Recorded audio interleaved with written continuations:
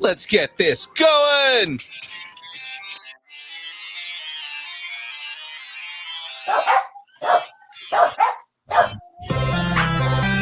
Of course, the girls know the show's started. Oh, yeah. They're excited.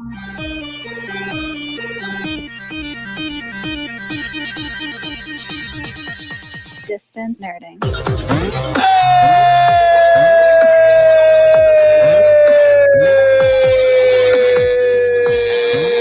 There it is.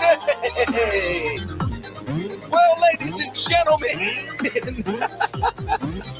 Jen's like, you're an idiot. Ladies and gentlemen, it's Taco Tuesday. You know what that means. You are now watching and listening and experiencing distance nerding. Part of the Comic-Con Radio family. She understands cursing is a choice. It's Jen from Frey Comics. And he went commando before it was a vibe. Absolutely. It's young Phil. Always commando. I'm commando right now. And we're here to nerd together. We're talking anything pop culture, news, movies, music, food, wrestling, comics, whatever you're nerding out on, we want to talk about it. Now, ladies and gentlemen, follow us on Instagram, Facebook, Twitter, Twitch, Threads, YouTube, Discord, all the places at Distance Nerding. And of course, if you would like us to read an email, if you want to send us an email and you want to email us and have us read it on the show, you can send us an email at dist. I mean, if they want to send us somebody else's email that they got, I mean, I guess we could read it. We would need consent from the third party, I assume, but I absolutely wouldn't have a problem with that. If you wanted to send an email that was written by someone else intended for another show, and you just change out the name of the other show and put in Distance Nerding. Right, yeah. You know, I mean, that's fine. You know, I can be Eric or Jessica for a day. It's cool. Oh God. You know, dearcomicbook.com. I mean, dear Distance Nording. I mean Distance Nording, yes. For all of our Norwegians out there, we love you all, and we are Distance Nording. Yes. Well, ladies and gentlemen, you have now stumbled onto the best or more likely worst kept secret in all of the internet. Ladies and gentlemen, you are now watching The Down.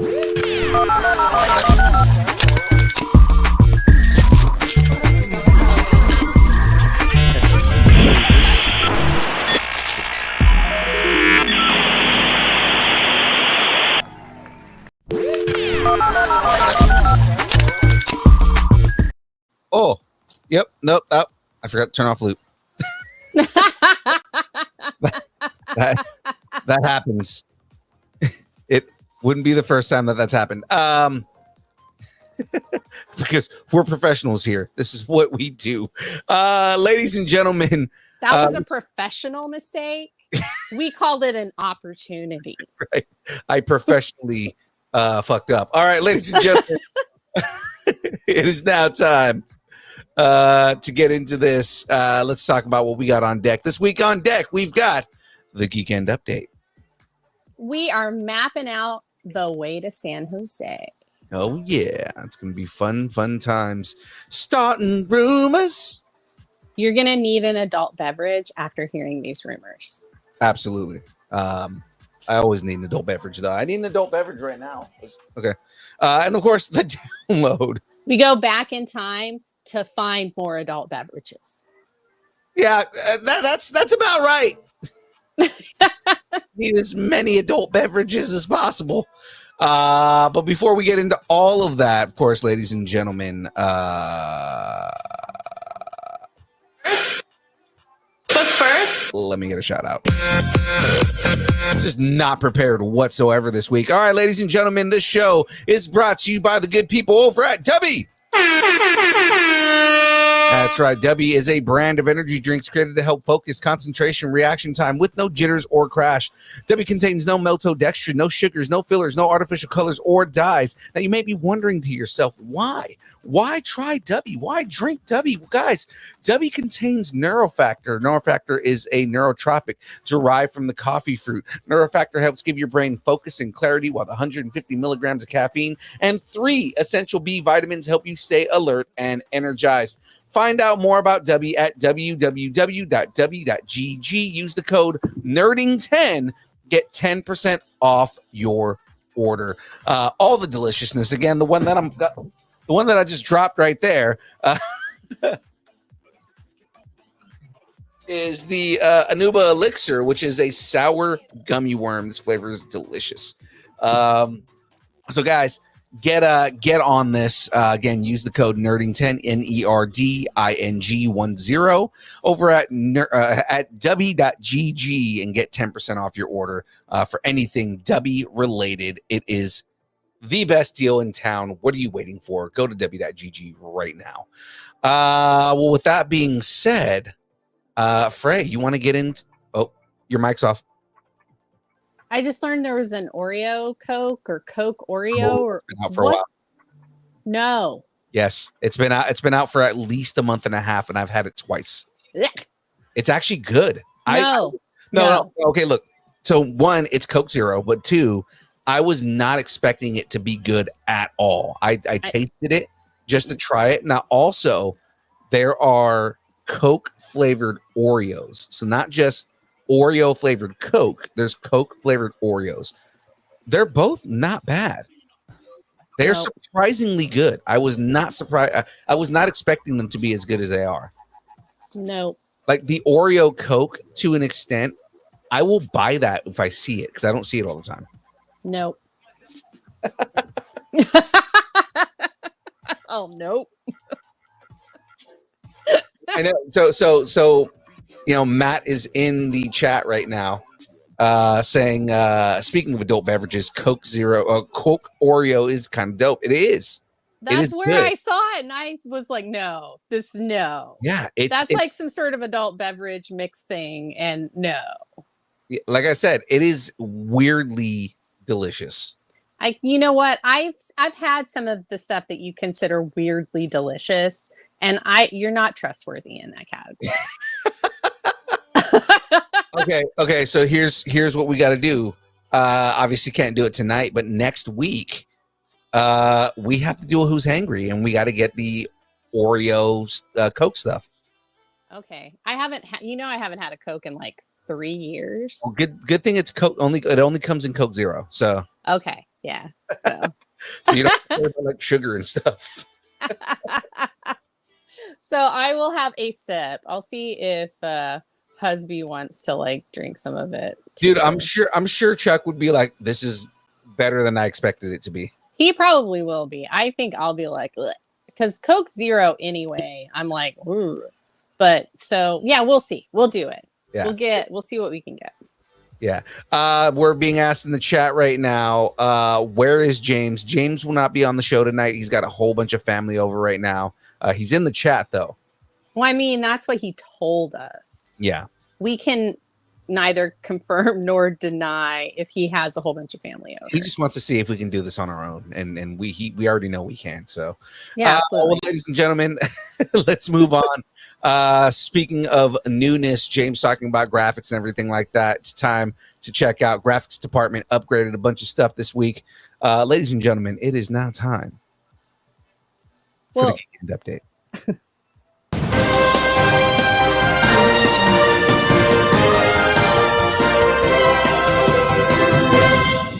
That's my desk right there in the middle. You have the one with the biggest computer screen? Yes. There you go. No, that's where we game. The one in the middle. That's where I work. Got it. Well, let's get into this, guys. Distance nerding is now live on Comic-Con Radio. Look for the Distance Learning podcast, including this episode and our second show, A Comic Conversation, each week on comiccon-radio.com/podcasts. With that on there, of course, they're a little behind on Comic Conversation episodes, but it is 100% worth it, guys. Head over to Comic-Con Radio, Comiccon-Radio /podcasts. Check out both shows and give us all the feedback, guys. We always want to hear all the feedback on how our shows are doing. So, yes, we do like feedback. I'm not saying that Phil lives on it, but Phil lives on it. I do. No feedback, I will shrivel up and die. Yeah, it's true. He actually will have like a guitar do feedback just so he can like experience that like high, but it's a surface high. He needs actual feedback. So. Oh God, that's pretty good actually. And when I what else? I don't mean the joke. I mean like it really is. It's the vibrations. It's like the kind of thing. Makes your teeth chatter just in the right way. Exactly. Shout out to Shane Obadinsky from the Sandlot in our Instagram chat right now. Hey, hello. We love Sandlot. Yeah. Yummy. Wait, no, that's not that. Actual celebrities in our chat. That's pretty awesome, actually. You know what? You know what else is really cool? I mean, Comic-Con Radio is really cool, but Fandom Con is also really cool. Oh yeah, that's going to be such a good time. So, ladies and gentlemen, Fandom Con is coming. 3-day pop culture extravaganza like no other, where collectors, industry icons, celebrities, creators, artists, and their biggest supporters, you, come together for a super duper, wonderfully amazing, and unforgettable experience. It's not just a convention, it's a conference, a summit, a party, an expo, and so much more, coming to the San Jose Convention Center November 8th through the 10th, of course, in San Jose. Yeah, it's something else. It's also a hootenanny. Hootenanny. It's a hootenanny. Absolutely. You can say that about San Jose, right? Absolutely. They're okay with hootenanny, right? Yeah. Okay. I gotta say, James jumped in the Instagram chat. Yeah. After he was jumping in there to try to say hi to Shane, and Shane already took off. So, but that's what you get for not being on the show. Yeah, it's like if you guys need proof, I can show you like who's been in our chat, and it shows his name right there. Shane Obadinsky official. That's pretty great.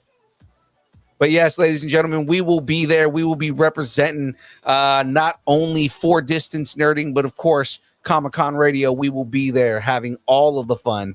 And of course, not only myself and the Jamez 5000, but of course, the DeLongs will be in tow with us. And of course, Tater will be rolling around, whatever he says and does, doing what he does. Yeah.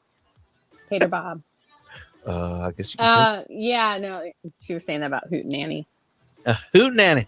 It's a Buffy reference. Yeah. Buffy the hot dog. Season 2, episode 3. Now, of course, ladies and gentlemen, at the show itself, Ming Chen, Saffron Henderson, the cast of Digital Circus, the cast of Genshin Impact, the largest Hoyoverse get-together ever, and a Glow Rave after party. I actually asked Galaxy if I could DJ, and I never got an answer for that. So, just give me an excuse to go on, get on some turntables. I would love it. They say no news is good news, so I think that's a solid yes. It's funny because, what if I get there and he's like, "Hey, so you still want to DJ?" I'm like, "I didn't even bring my laptop, man." You just bring it all. Just bring it, and just go in like you're going to do it anyway. Right. Just get ready to just do just go and mix crazy. Mm-hmm. Well, ladies and gentlemen, I'm going to poke this in the chat here, but if you would like tickets to Fandom Con, they are available right now. Head over to fandomcon.com and pick up some tickets, guys.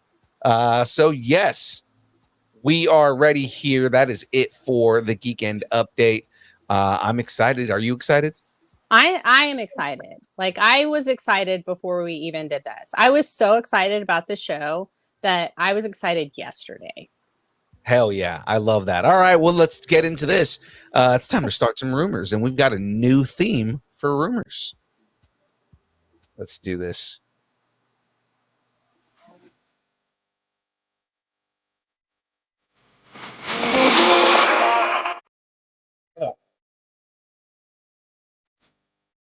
We're here for all the rumors. All right, ladies and gentlemen, let's get right into this.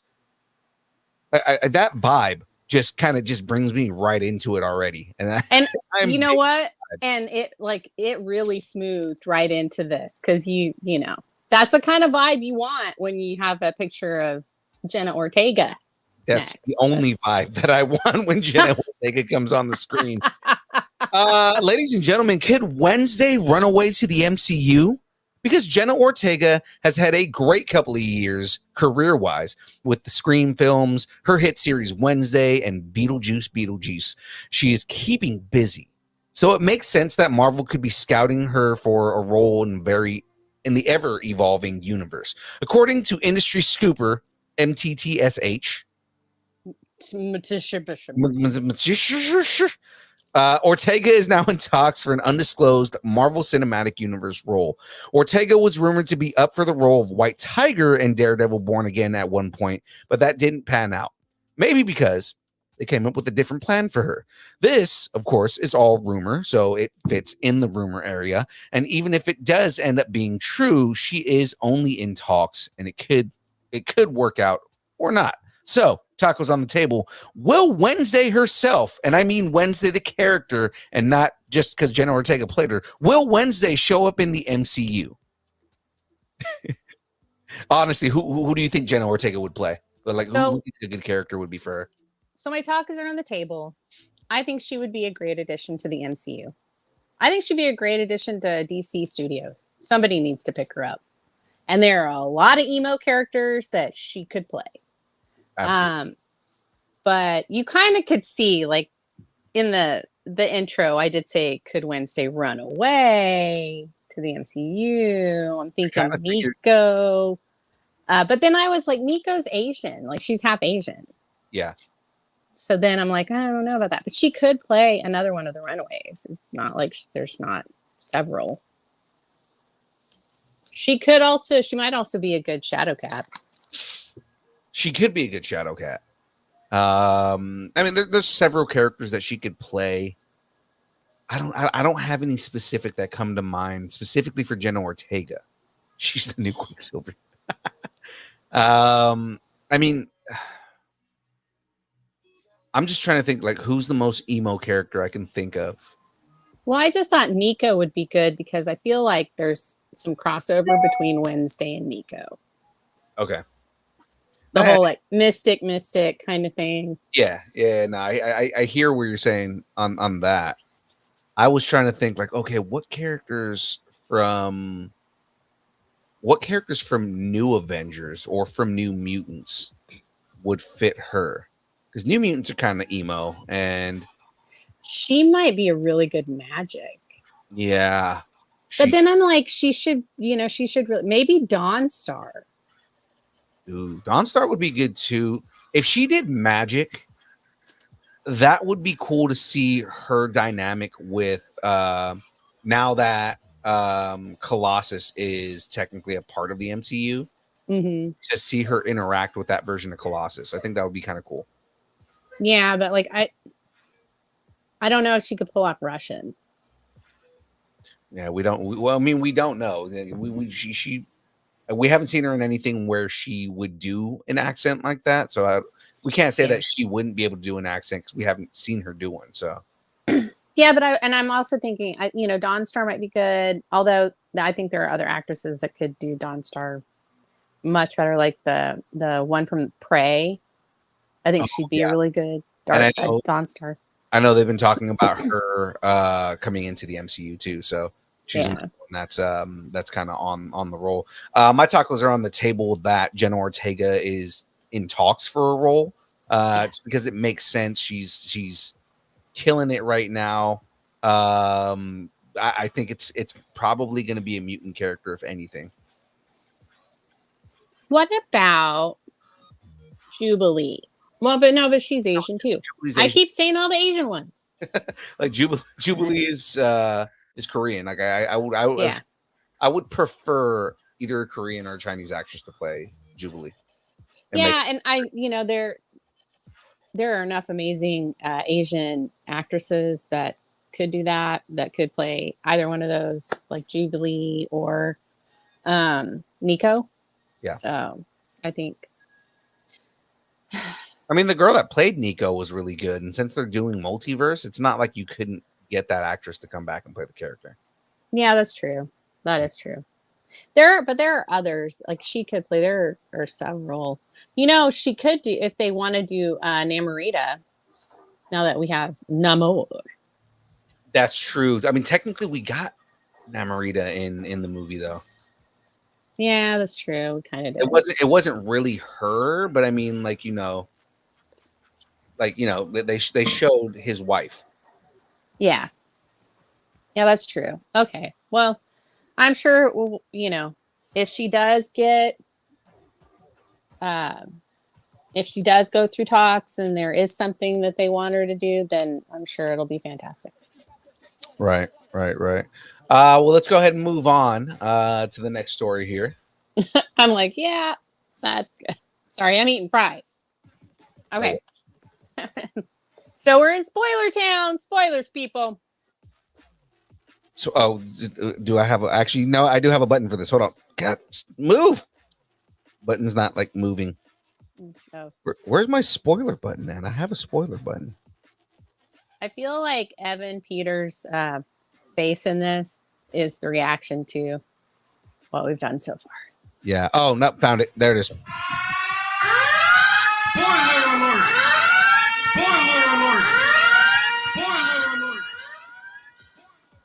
There we go. Spoilers. There we go. Ralph Bohner, anchor being of 616. Absolutely. Tacos on the table. Ralph Bohner. No more to be said. Okay, let's move on. Now, new report has surfaced claiming that Evan Peters could return to the MCU for more projects after Agatha All Along. If you're caught up with Agatha All Along, then you know what happens in episode 6. If not, then plug your ears until the next story. Peters reprises his role as Ralph Bohner in episode 6, a character that was introduced in the 2021 miniseries WandaVision. The actor previously portrayed Peter Maximoff Quicksilver in Fox's X-Men movies, and which, like, was he in First Class? No, he was in the one right after that. Right. Which is something they played with in the series. So according to, hey, it's the MTTSH guy, My Time to Shine, hello. The character will return again, but it won't be in any future episode of Agatha All Along. So there's a good chance that we haven't seen the last of Ralph Bohner. In Agatha All Along, Bohner has become pretty paranoid due to his experiences during the Westview anomaly. He's searching for answers about himself. And then Joe Locke's character, William Kaplan, along with his boyfriend, Eddie, meets with Bohner, and he tells them about what happened in Westview 3 years ago. It's really an awesome scene. So if you haven't watched it yet, or you have watched, go watch it again, because it really deserves a second watch. Jack Schaefer, the creator of WandaVision and Agatha All Along, previously explained Peter's MCU casting, saying that they had a grief counselor come to the writer's room, and we did some research on grief, and there's a lot about how people remember faces, the anxiety of not remembering the faces of your loved ones, misremembering or actively misremembering things as a self-preservation tactic. All of that became fascinating to us, and we thought that by casting Evan in the role, it would not only have that effect on Wanda, but it would have this meta layer for the audience as well. Nice. I didn't know that until the story came up. I had no idea that's what they did. And I actually have a story. I thought I saw after my dad died, I thought I saw my dad in an airport, and it freaked me out so bad. And so I totally understand this. And that really makes me want to watch WandaVision again. Thanks, Jack. Okay. Tacos on the table. Is a paranoid boner better than an Agatha-controlled one?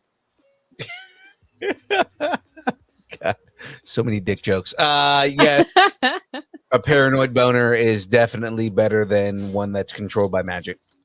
Yeah, I think that we might finally get that buddy comedy of Madison and Boner. Oh my God, that would be so funny. I do love Evan Peters and the way that he portrays Ralph Bohner.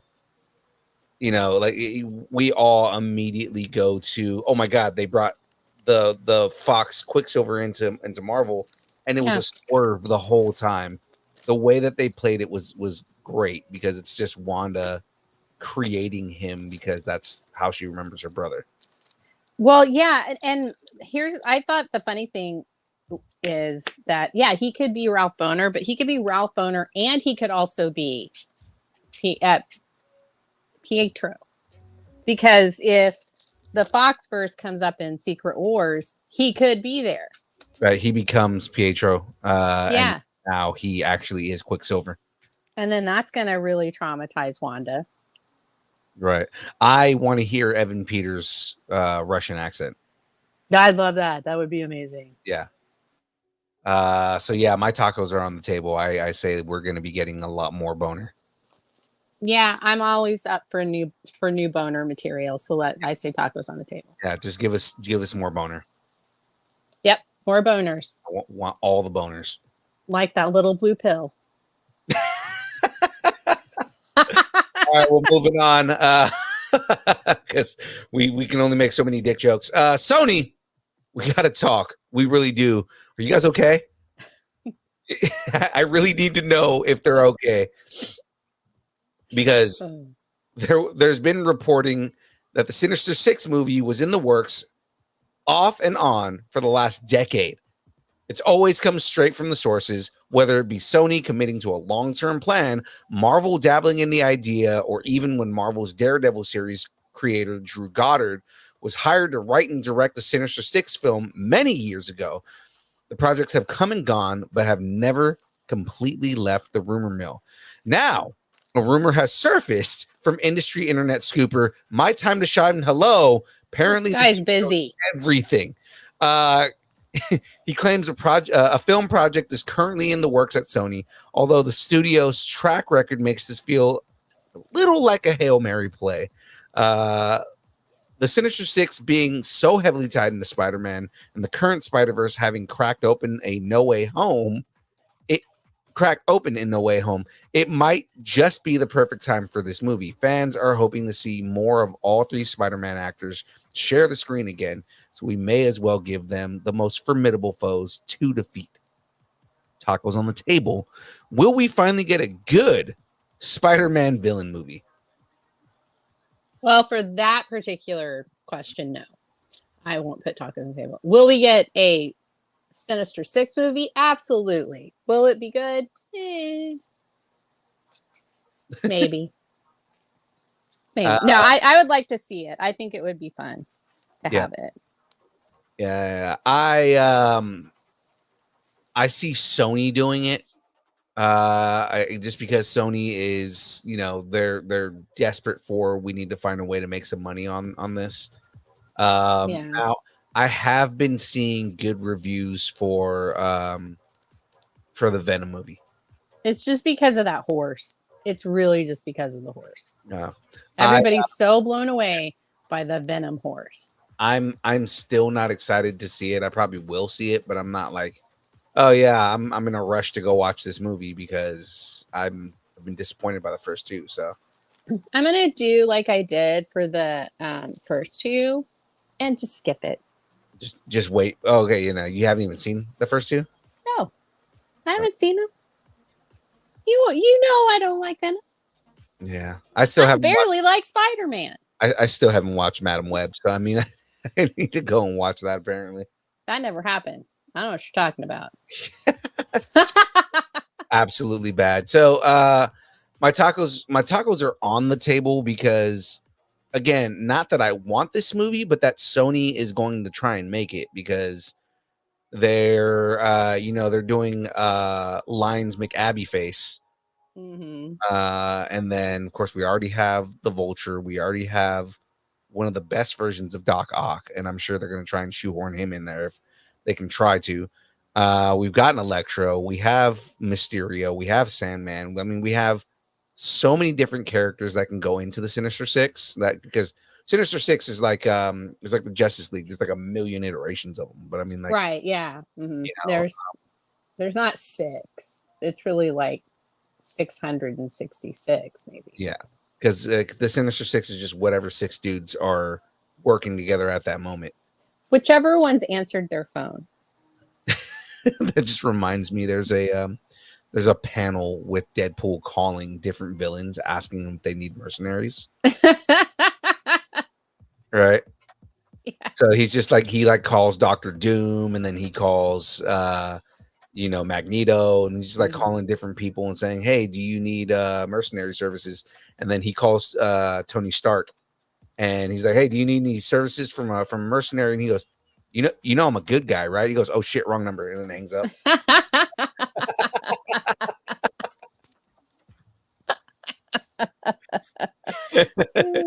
Maybe they just need, Deadpool to, be in the Sinister Six. Maybe just kill them all, and then they can start over again. No, Deadpool would never be a part of the Sinister Six because he has the biggest crush on Peter Parker. He would never do anything to hurt Peter. Yeah. No, he'd be like the mole. He'd embed himself in it so he could take him down from the inside. That's what he would do. Oh, look at Sewong for all the things that he hates in all these movie franchises. Kind of excited for a Sinister Six film. Look, hope springs eternal. So let's move on to the next story. And seriously, Sony, do you need an intervention or something? I'm pretty sure they do. 5 years ago, it was reported that Sony was working on a Silver Sable movie, which quickly morphed into a plan to make a Silver Sable-led TV series instead. After about a year, the project went back to a film idea, and we didn't hear about it for a very long time. Then a year ago, Lindsay Anderson Beer revealed she had been attached to write the film at Sony, but left, and the studio just let the project die. Because, yeah, whatever. Now, Daniel Rickman, hey, it's not. I think it's Tom Hanks. That's My Time to Shine. Hello. I think that's the insider. I think that's. It sounds like yeah. Yeah. Now, Daniel Rickman is reporting that a Silver Sable project is once again in the works, though we're not sure if it's for the big or small screen. How about Sony just stop? Yeah. So I have a synopsis. Okay. But it's probably not really the plot opsis. Sony needs help with its Spider-Verse synopsis. Probably not really the plot opsis. Sony needs help with its Spider-Verse synopsis. Silver and Black's original synopsis was reportedly going to focus on Sylvia Sablanova. And I know I said it completely wrong, but I'm moving on. It's still tracking down. Sylvia is the way it's pronounced. Is it Sylvia? Okay. Yeah. Did I do the last name okay? Sablanova's correct. Yeah. Okay, cool. It sounds like it's an Italian dessert from Olive Garden. Tracking down fugitive Felicia Hardy for the U.S. Department of Justice. Spider-Man wasn't part of the script, but other characters such as Scorpion, Tarantula, Chameleon, Tombstone, and maybe even Norman Osborn would have appeared, and the story was said to lay the groundwork for the formation of an all-female team, which included Spider-Woman, Jackpot, Stunner, and Dusk. Okay. So, but Black Cat is actually one of the characters that's rumored to be in Spider-Man 4, so that's probably why the plot's not going to be what they're using. So, yeah. But so tacos on the table. Could Silver Sable save the Sony Spider-Verse? No. In an answer, no, absolutely not. I did it for the alliteration. Yeah. So Silver Sable is like all the other characters that they are trying to make a thing in these Sony movies. Mm-hmm. She is not a big enough name for people to want to flock to the theaters. The only way I would watch Black Cat in it where it is now, right now, is if the actress Felicia Hardy played Felicia Hardy. That's the only way. Like the whole thing is like Felicia Hardy as a character. I think she could hold up. I think if you made a Black Cat movie and made sure people knew that it's Black Cat from Spider-Man, that she might get a little bit of buzz, but again, she's not. Man, if they did that, go ahead. Sorry. I was gonna say she's not such a large character that you can get enough people to like. It's not gonna be a giant money making franchise. It would probably be like a modest enough thing.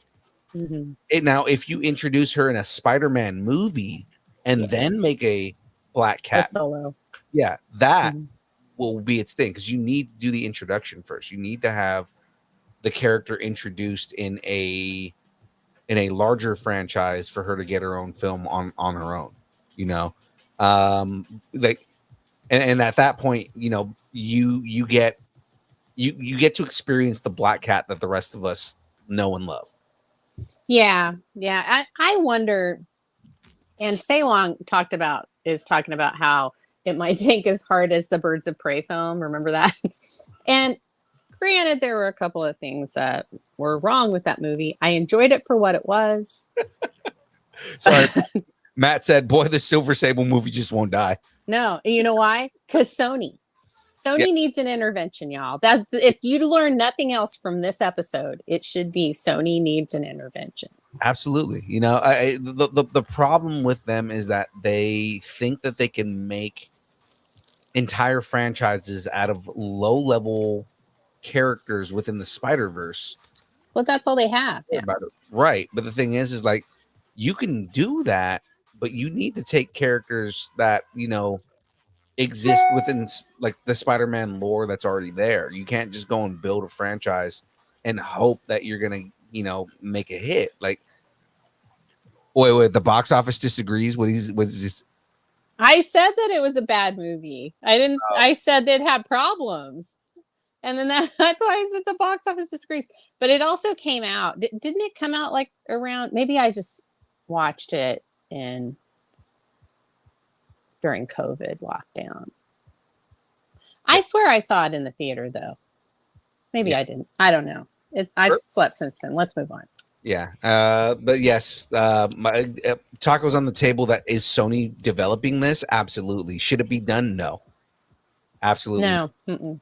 Again, Sony has no idea what they're doing, and they could take the money that they're using to develop both of these things and just give it to you and me, and we would do a lot better with it than they could. You've seen what I can do with no budget. Yeah, I know. Yeah. Like, see, give us a budget. Give us an actual budget and see what kind of film we come up with. See if we can get Kalani on it. Right. Yeah. It's not like we don't have contacts. Just give us the money and we'll do it. Again, we'll call Chris Velasquez. You give Chris Velasquez an actual budget and that dude will kill it. Absolutely. Let's do it. Let's do it. Yeah. All right. Let's move on for now. I'm very, very excited for this because the gods must be crazy for this next rumor. Amazon has been developing a live action series adaptation of the hit ancient mythology themed video game God of War. There have been several scripts written for the series, but the streaming service has scrapped the current iteration of the project. Aw. Sad. Variety is reporting that sad face. Sad face. Variety is reporting that the God of War TV series will now start from scratch, and showrunner and executive producer Rafe Judkins and executive producers Hawk Otsby and Mark Fergus have all love those names. All three of those names are fire. Rafe Judkins, Hawk Otsby, Mark Fergus. Just amazing. Yeah. As the scripts for the series were coming in, Amazon and Sony Pictures. Oh God, of course Sony's. I mean, it is a property, but of course Sony's screwing. It's a backdoor Sony thing. Yeah. Amazon and Sony Pictures Television decided that they wanted to go in a different creative direction. They are now in the process of looking for a new showrunner and setting up this a new writer's room. Santa Monica Studios' Corey Barlog and Yumi Yang, PlayStation Productions' Asad Kizilbash, and Carter Swan. These are some crazy ass names. Carter Swan and Vertigo's Roy Lee are still attached to the project. And I didn't make up any of them. Right. No, these are all people who have actually written the game. So I mean, that's actually kind of a big deal that they're actually having game writers come in and do this. I just love it. I love it. Stories have been amazing in the games. Why screw with that, right? Well, Yeah. I was gonna say tacos on the table. Will Kratos avenge his family or just keep sharpening his battle axe? Well, I mean, I would love for this to actually happen. I mean, everybody's looking for the new Game of Thrones, but I think this could be the new Last of Us. Yeah. Because I mean, if you get your game people in there and they have a solid story, you can really do things with that. And Last of Us never played the game. Never will, probably. I do not like zombies. And it seems a little like immersive. And so I'm not going to do it. But I will watch every episode of the show because it's such good storytelling. Right.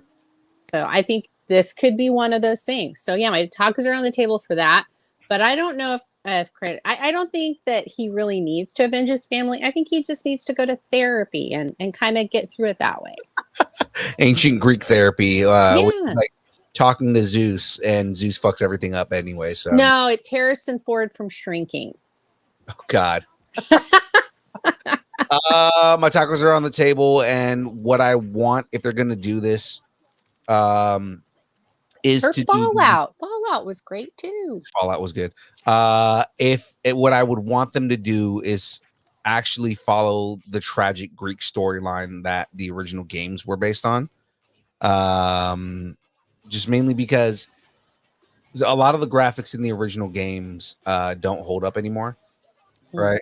And I would love to see, an entire story of like Kratos, and if you know the lore, the whole thing about his family dying and the ashes of his family becoming his skin. That's why he has the pale white skin.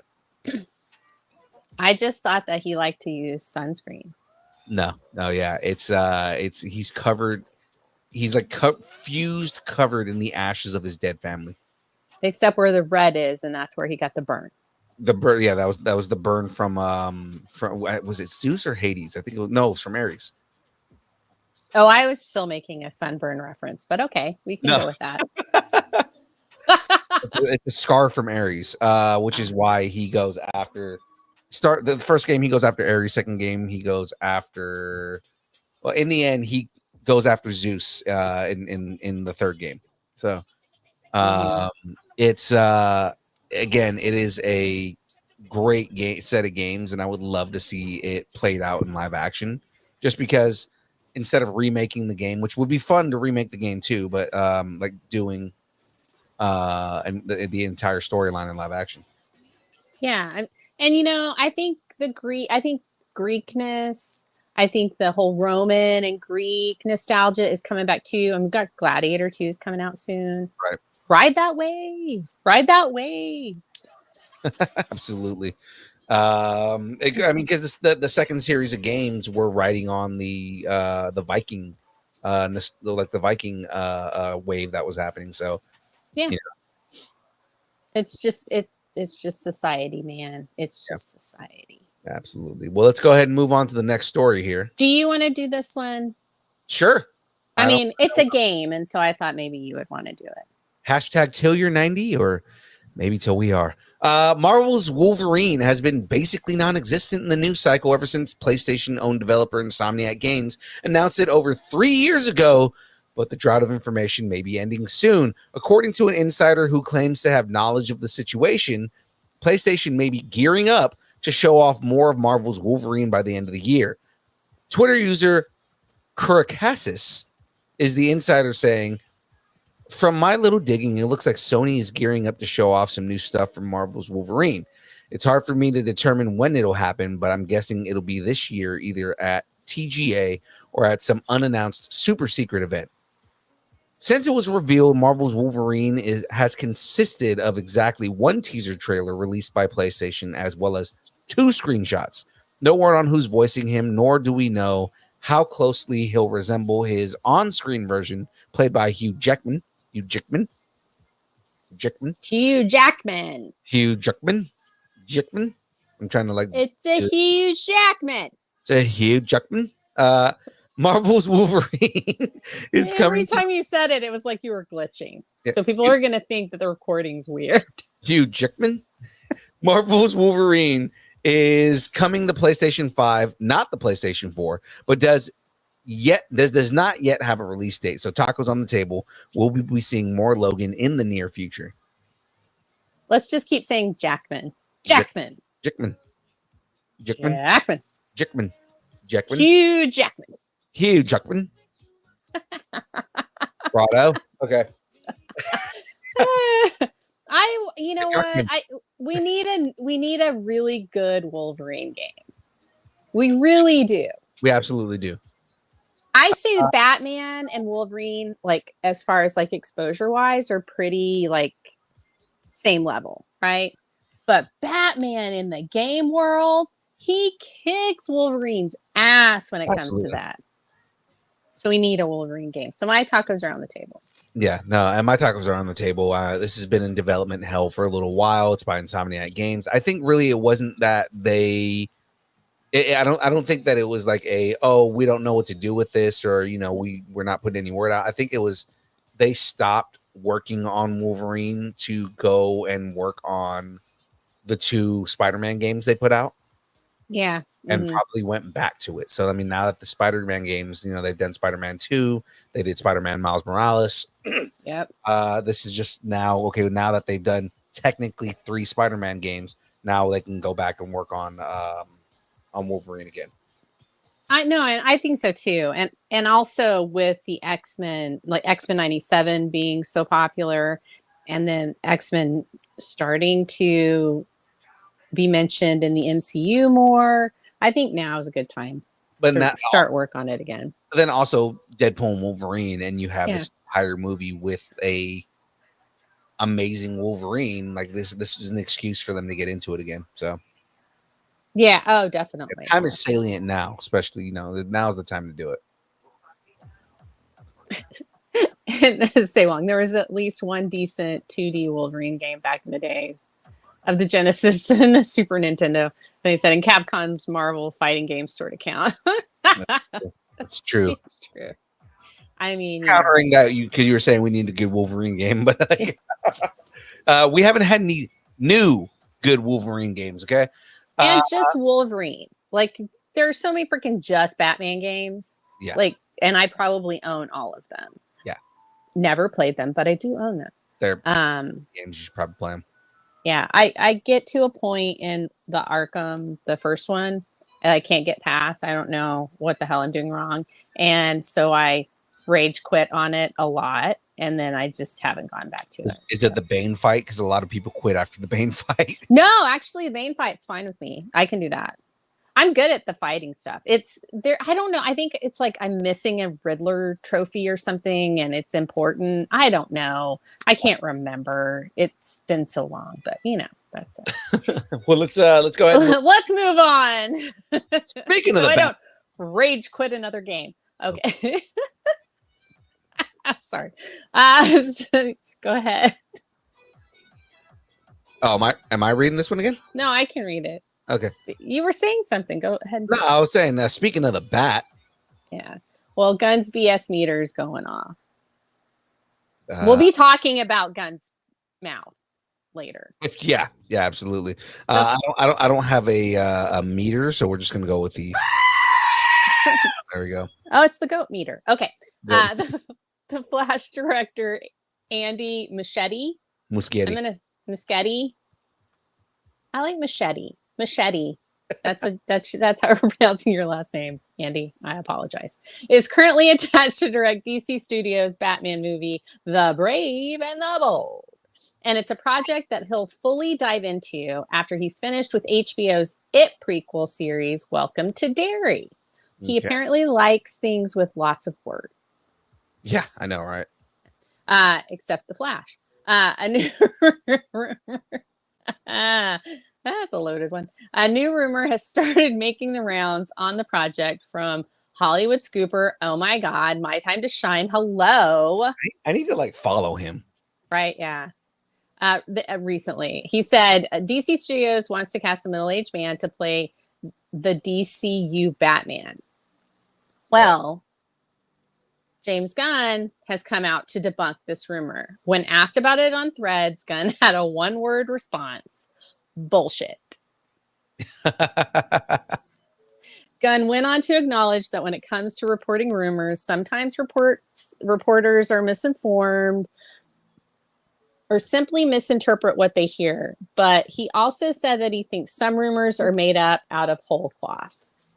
I need to really go back and research what made out of whole cloth means, why it's a derogatory thing. But anyway, that's for me later. Gunn previously addressed Batman's age in the DCU, saying Superman was younger than in his 40s, and Batman might be a couple of years older than Superman. With Superman actor David Corenswet, The man who makes corn sweat.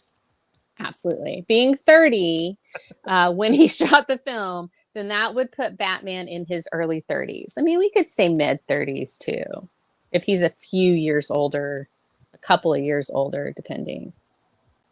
There's some wiggle room.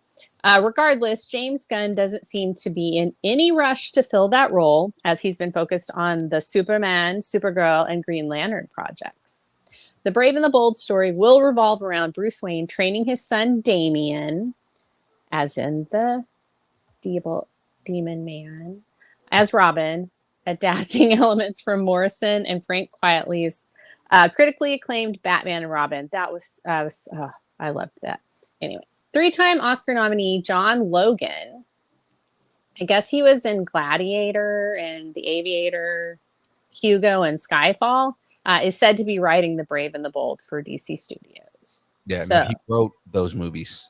Oh, cool. Okay. Good for you, John Logan. So tacos on the table. Does Alan Rickson still have a bat chance? He better. I hope he does. I don't care if he's in his 40s. I don't care. He's a young 40. He is the perfect Batman. I'm sorry. He is.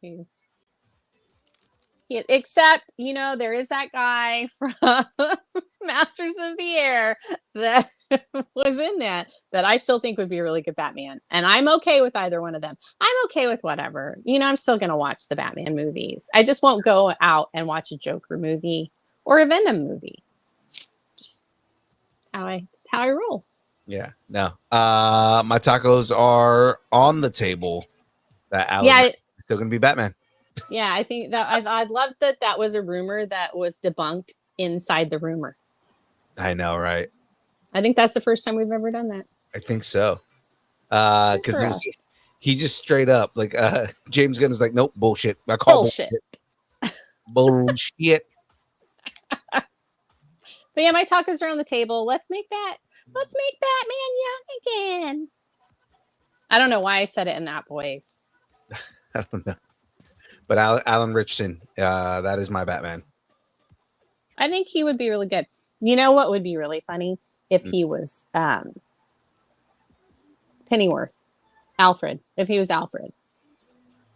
That buff. And I was going to say, that'd be a very ripped Alfred Pennyworth. Yeah. Mm-hmm. Also, if they do a live action Venture Brothers movie, I really want him to play Brock Samson. Oh my God, he would be the perfect Brock Samson. Mm-hmm. Welcome to our segment. What cool characters could Alan Rickson play? I'm just imagining him just they ran up in front of me and I ripped his head off. It's like that 1,000-yard stare that Brock Samson has. Yeah. What? You're covered in blood. It's not my blood. Yeah, it's not my blood. Doc, I told you to get in the panic room. Why are you making a sandwich? All right, we need to move on, but yes. Brock Samson all day. Well, generational trauma leveling up. We've been hearing that Sidney Prescott's daughter is going to play a major role in the story for Scream 7. McKenna Grace is reportedly in talks to take on that role. This report comes from Daniel Reichman, who adds that Grace will play Sidney's eldest daughter. The movie will involve a big time jump following the events of the last movie, so Sidney's children have time to grow to an appropriate slasher movie age. It is also previously reported that Scream 7 will have two main storylines, one about Sid and her friends from the neighborhood, and the second one about Sid's teen daughter, Taylor, and her friends. Each of them will have to deal with some form of Ghostface.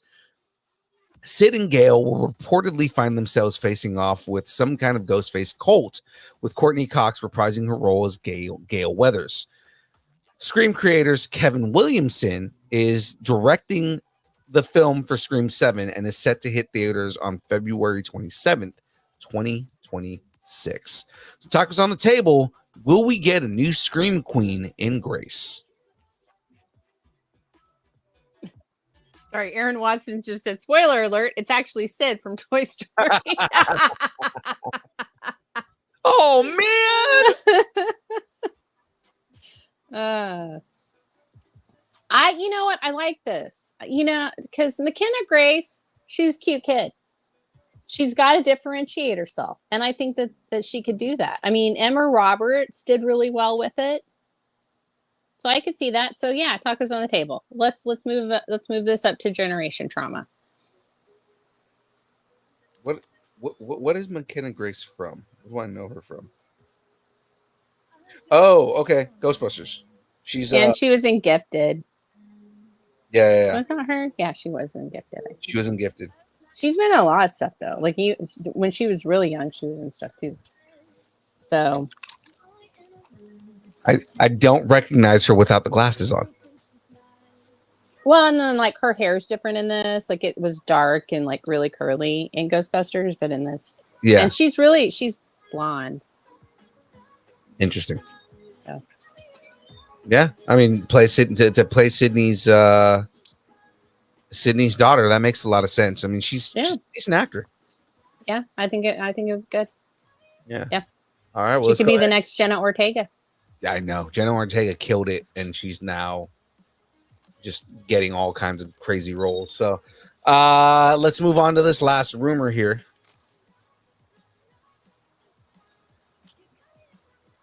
It's Morbin time. Christopher's version. Oh, so that means this movie's gonna fail horribly.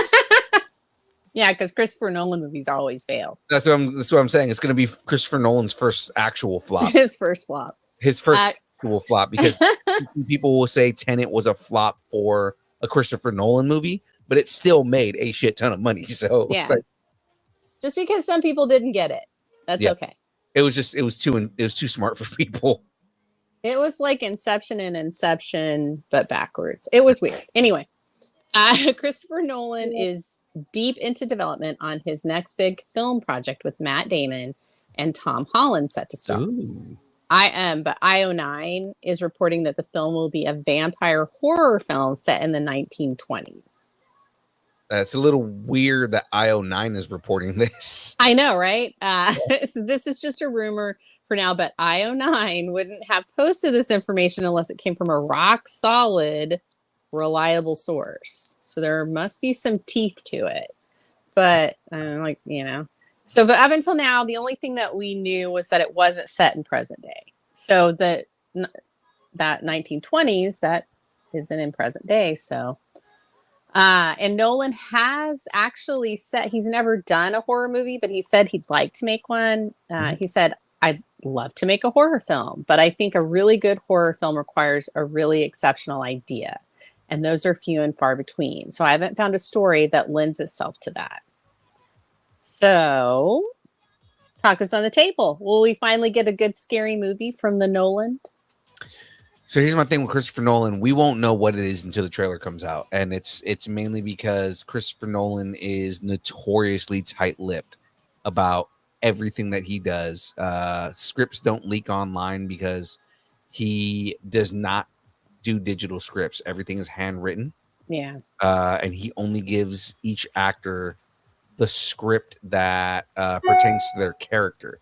so they don't even know everything about the movie. It's just basically they have to rely on Christopher Nolan in his direction. Yeah. And the way that he does these movies. So that's the crazy thing. Like, you know, a lot of people talk about like why am I forgetting his name? Oppenheimer? No, in Tenet. Oh, Robert Pattinson? Not right. Well, Robert Pattinson talks about it too, but the star, Are you talking about Denzel Washington's son? Denzel Washington's son. Is his name Michael? I don't remember, but like he talks Man, about. it would be really weird if, you know, I mean, I don't know. We can look it up. Look it up on the internet, right? Yeah. No, he talks about in an interview that, you know, he didn't know anything about the movie.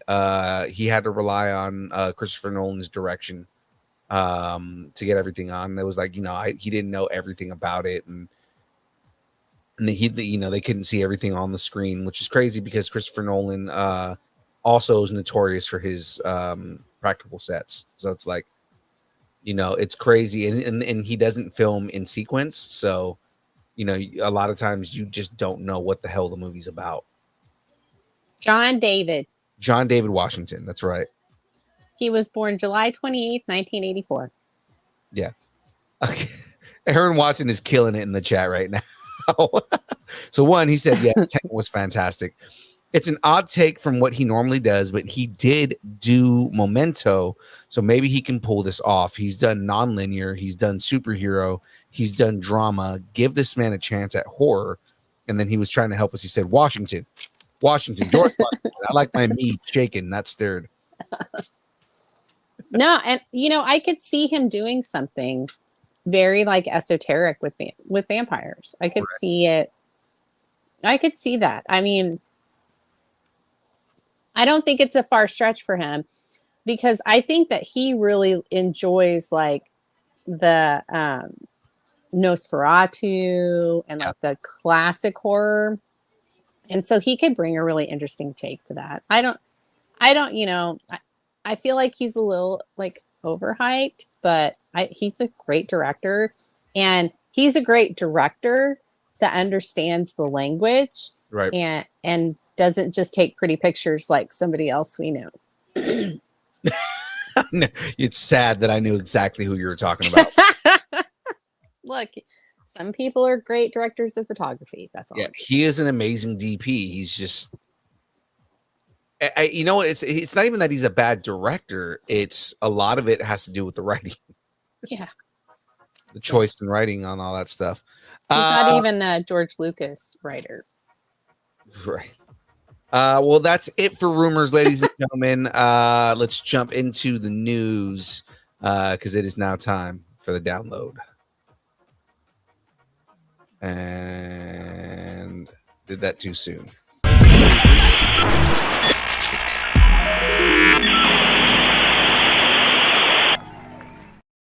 Well, now you know how the magic works. Because Phil is just off tonight. Terrible. So bad. Well, ladies and gentlemen, for more news, trailers, reactions, just check out the Distance Nerdings and Post. Let us know what you're nerding out on. We will talk about it on the show. Just tell us all the things you want to talk about, except for Pat Mahomes, because say one, we're not going to do an entire episode about Patrick Mahomes. Yeah, no. No. I will say, hey, there's a couple of things. The Love Hurts trailer is on there. It looks really good. And so watch it. That's what I'm going to say about that. And I think that's it. I don't know. I had something else, but now I lost it. Well, let's jump into the first story here, ladies and gentlemen. Has Mattel cracked the nostalgia code? Absolutely not, because I think this is stupid. I know, right? Yes, it's happening. The toy company Mattel, behind your favorite toys like Barbie and Hot Wheels, is developing a live-action feature film based on the stereoscopic image device, the Viewmaster. All right. All I think is Jumanji. It's just going to be Jumanji. Viewmaster style. This is such a weird movie concept. The film project is set up at Sony. Okay, it's Sony. There we go. We are now. We know what the problem is. Set up at Sony Pictures with Escape Artists producing, the Viewmaster launched in 1939, and Mattel described the toy as a popular childhood staple for generations.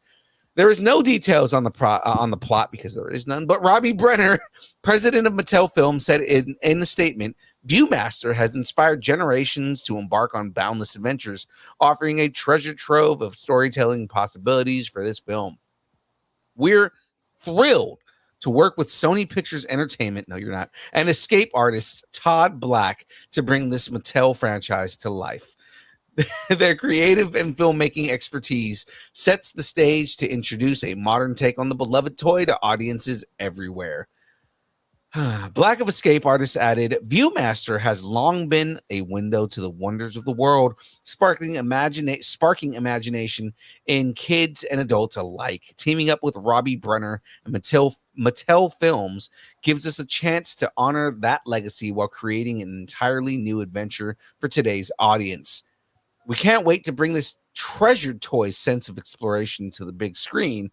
Mattel is currently developing a number of films based on its toy portfolio. Those projects include American Girl, Barney, Vin Diesel's Rock'em Sock'em Robot, God, and the card game Uno with rapper Lil Yachty.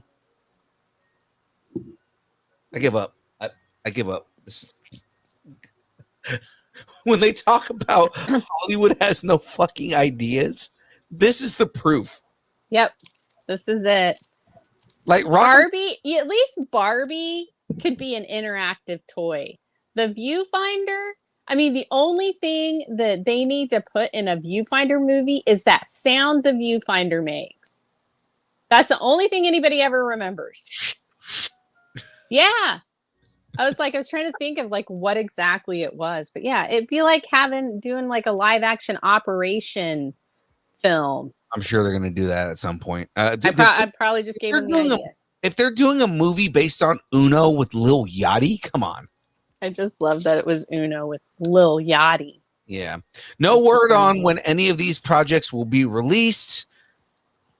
We've said enough words about them. Let's move on. Right. Hey, something better. Something that'll really, really, really get us going. Brolin's in his villain era right meow. Oh, I'm 100% behind this, though. Yeah. Josh Brolin is set to star alongside Glenn Powell in Edgar Wright's film adaptation of Stephen King's The Running Man. The report says that Brolin will play the antagonist behind the violent reality show. Glenn Powell, excuse me, talked about the project saying, I've been an Edgar Wright fan my whole life, and talking to him about Running Man, excuse me.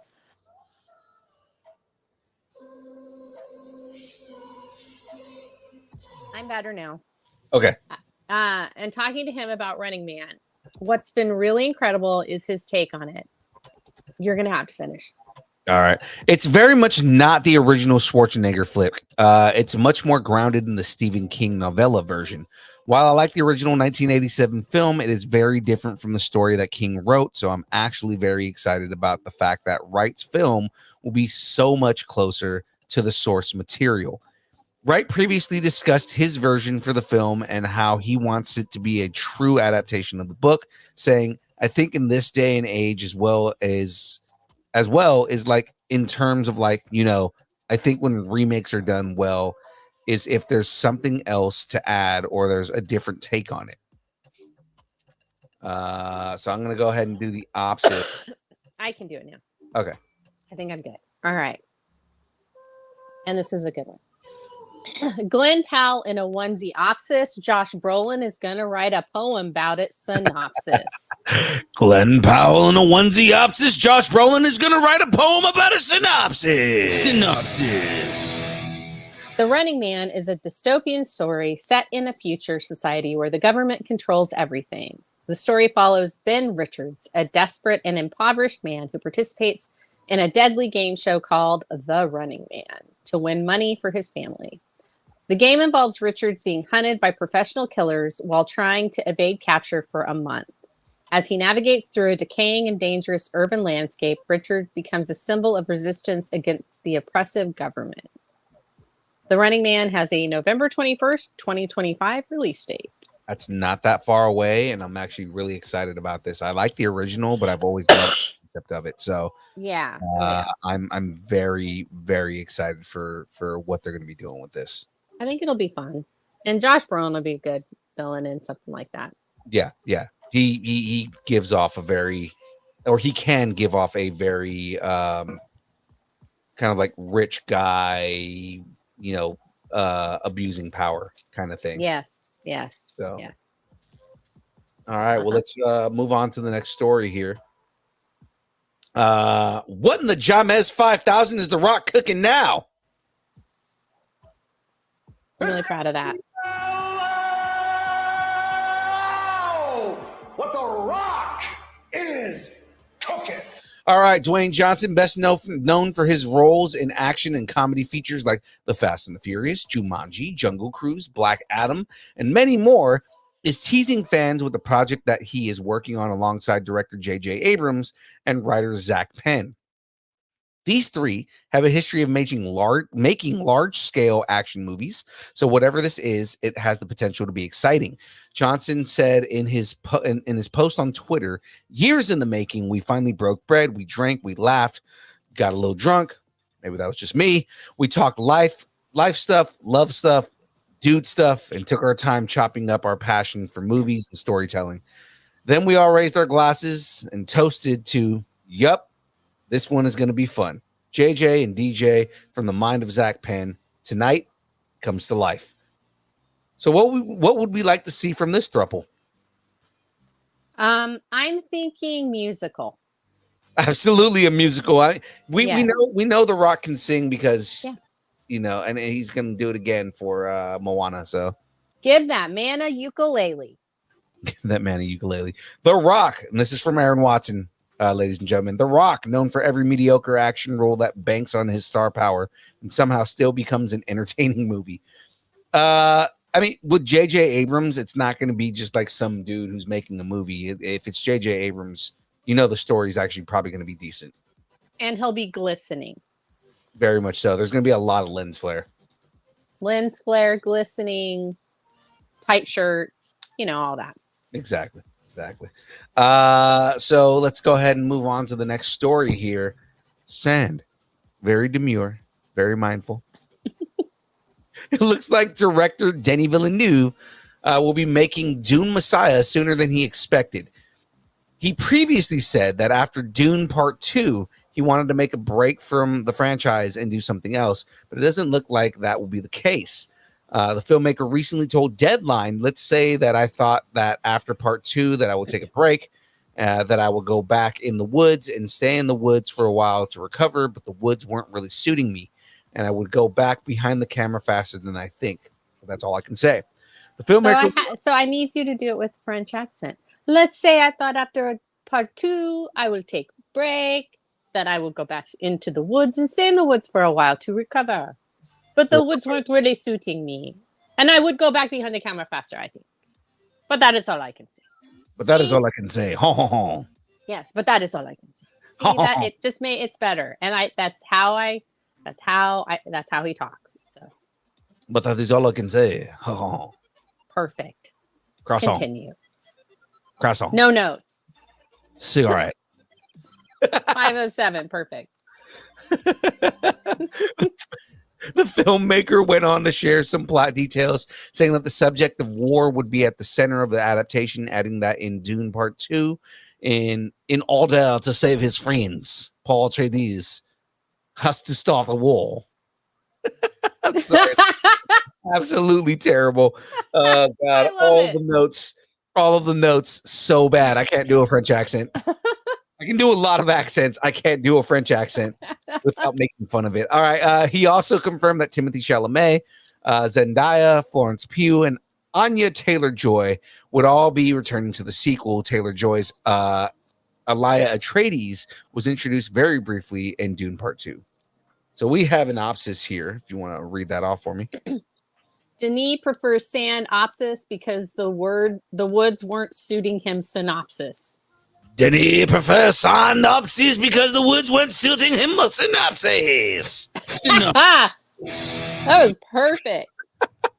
Frank Herbert's Dune Messiah takes place 12 years after the events of the first book and follows Paul Atreides, now emperor of the known universe.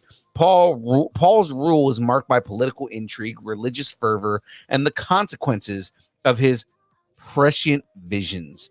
As he navigates the complexities of his position, Paul faces challenges from various factions, including the powerful Bene Gesserit sisterhood, who seek to control his bloodline. Amidst this turmoil, Paul's relationship with his wife, Shani, and his young children adds a personal dimension to his struggles. The director talked about how the third film will be different from the first two, saying, oh God, I gotta do this again. First, it's important that people understand that for me, I can't You went Scottish real quick. it was really deep teak. Is that a French word? I don't. What the fuck is that? Diptych. It's a 2-panel like picture. It was really a diptych. It was really a pair of movies that would be the adaptation of the first book. Okay, I'm done. Now you sound like the Pink Panther. Who was French? He wasn't though. He was French. English playing a Frenchman. That's what I'm saying. He was fake French. I know, but it was hilarious. That's awesome. That's finished. If I do a third one, which is in the writing process, it's not like a trilogy. It's not like a trilogy. It's strange to say that, but if I go back there, it's to do something that feels different and has its own identity. No further details on when we will return to Arrakis, but I do believe we know what the name of the episode is going to be. I wanted to like read that one, but I'm so glad that the choice was made for you to read it. I feel like this just like made my week. This whole, I'm like literally tearing up. I'm crying. I'm laughing so hard on this. Oh, I love it. The episode Phil's extremely bad French accent. French anyone? Baguettes, beignets. Okay, let's move on. Oh God, I should have. Damn it! I know. I was like, why are you doing the Dune one? Oh well. You know what? I love me some Rick and Morty. So yeah, we'll be watching till we're 90. And I'm just gonna do this just for this one. We'll be watching until we're 90. That's good. See, because I wanted you to do it so you could actually do it in the morning. I was gonna make you do it in the morning. Thing in Morty's voice. But you know what? The French thing, so much worth it. So much worth it. Okay.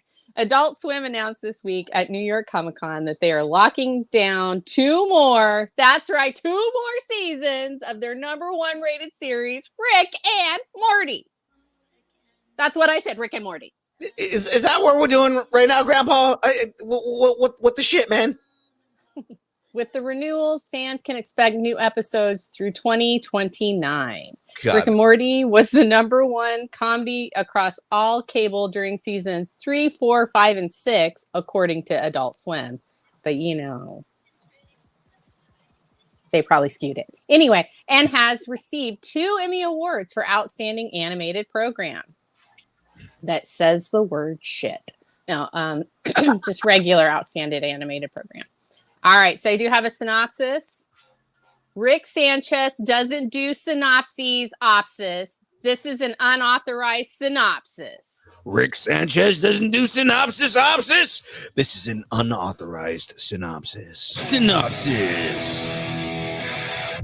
The adult animated series, I love that. That's like makes it sound so like bougie. The adult animated series. Does that mean it was animated by adults and not children? I think most things are animated by adults. Does that mean they're all? Wasn't it animated in the sweatshop? No, those are actually called Underground Sweaty animated series. So. Oh God, the amount of jokes that we have are terrible. So the adult animated series created by Justin Roiland and Dan Harmon follows a sociopathic genius scientist. I mean, who isn't a sociopathic genius scientist? Who drags his inherently timid grandson on insanely dangerous adventures across the universe. That was the synopsis. It really wasn't that long. It was kind of short. Anyway, nobody wants a universe without Rick and Morty. Oh, say it in the Morty voice. Nobody wants a universe without my grandpa Rick and me, said Harmon in a statement. Fortunately, the list of places to go remains infinite. I love it. Okay. Added martyr. I couldn't be prouder to have taken this baton pass of a lifetime during Rick and Morty's 4th season and get us to season 10. Getting to go beyond that now is such a gift. I can't wait to give to our fans. Rick and Morty, 100 years forever. It features the voice cast of Ian Cardani as Rick and Harry Belden as Morty, beginning in season 7, following Roiland's exit, as well as Chris Parnell, Spencer Grammer, Sarah Chalk, and Harmon, to name but a few. More Rick and Morty. Oh, wait, you should do this. More Rick and Morty? You son of a bitch. I'm in. I love it. All right. Son of a bitch. I'm in. All right, now do this next one. I'm on a synopsis break. James gave up on the synopsis. Oh, good one. James gave up on the synopsis.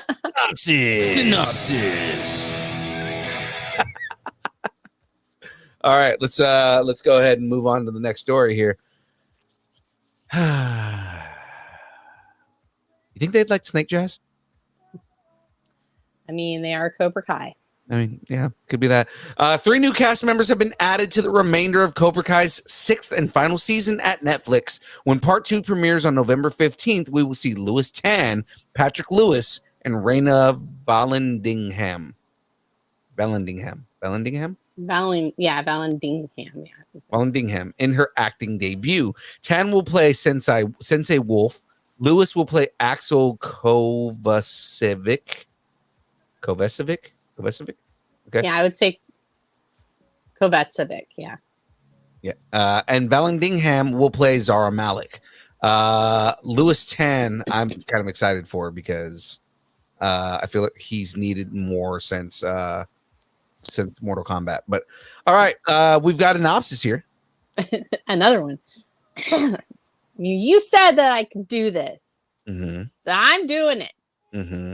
Don't challenge me, because I will make the challenge and I will escalate it to an inappropriate level. All right, living the dream opsis while looking good doing it synopsis. Is James talking shit about your opsises? I don't think so. Okay. Living the dream opsis while looking good doing it synopsis. Cobra Kai takes place over 30 years after the events of the 1984 All Valley Karate Tournament from the Karate Kid, with the continuation of the inescapable conflict between Daniel LaRusso and Johnny Lawrence. The first 5 seasons and part 1 of season 6 are now streaming on the Netflix. Wait a minute. There we go. And that's like why they call their like little convention thing Tadam, right? Is because that sound. Right. It's you know what's funny is this on the soundboard it literally says Netflix Tadam. I just think it's funny that they would name their thing after a sound. But, right.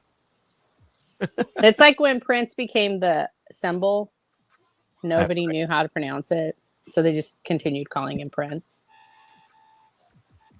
So Aaron Watson saying we don't need any more Cobra Kai. No, but we need the end of this season because they didn't put out the entire season. We need to finish.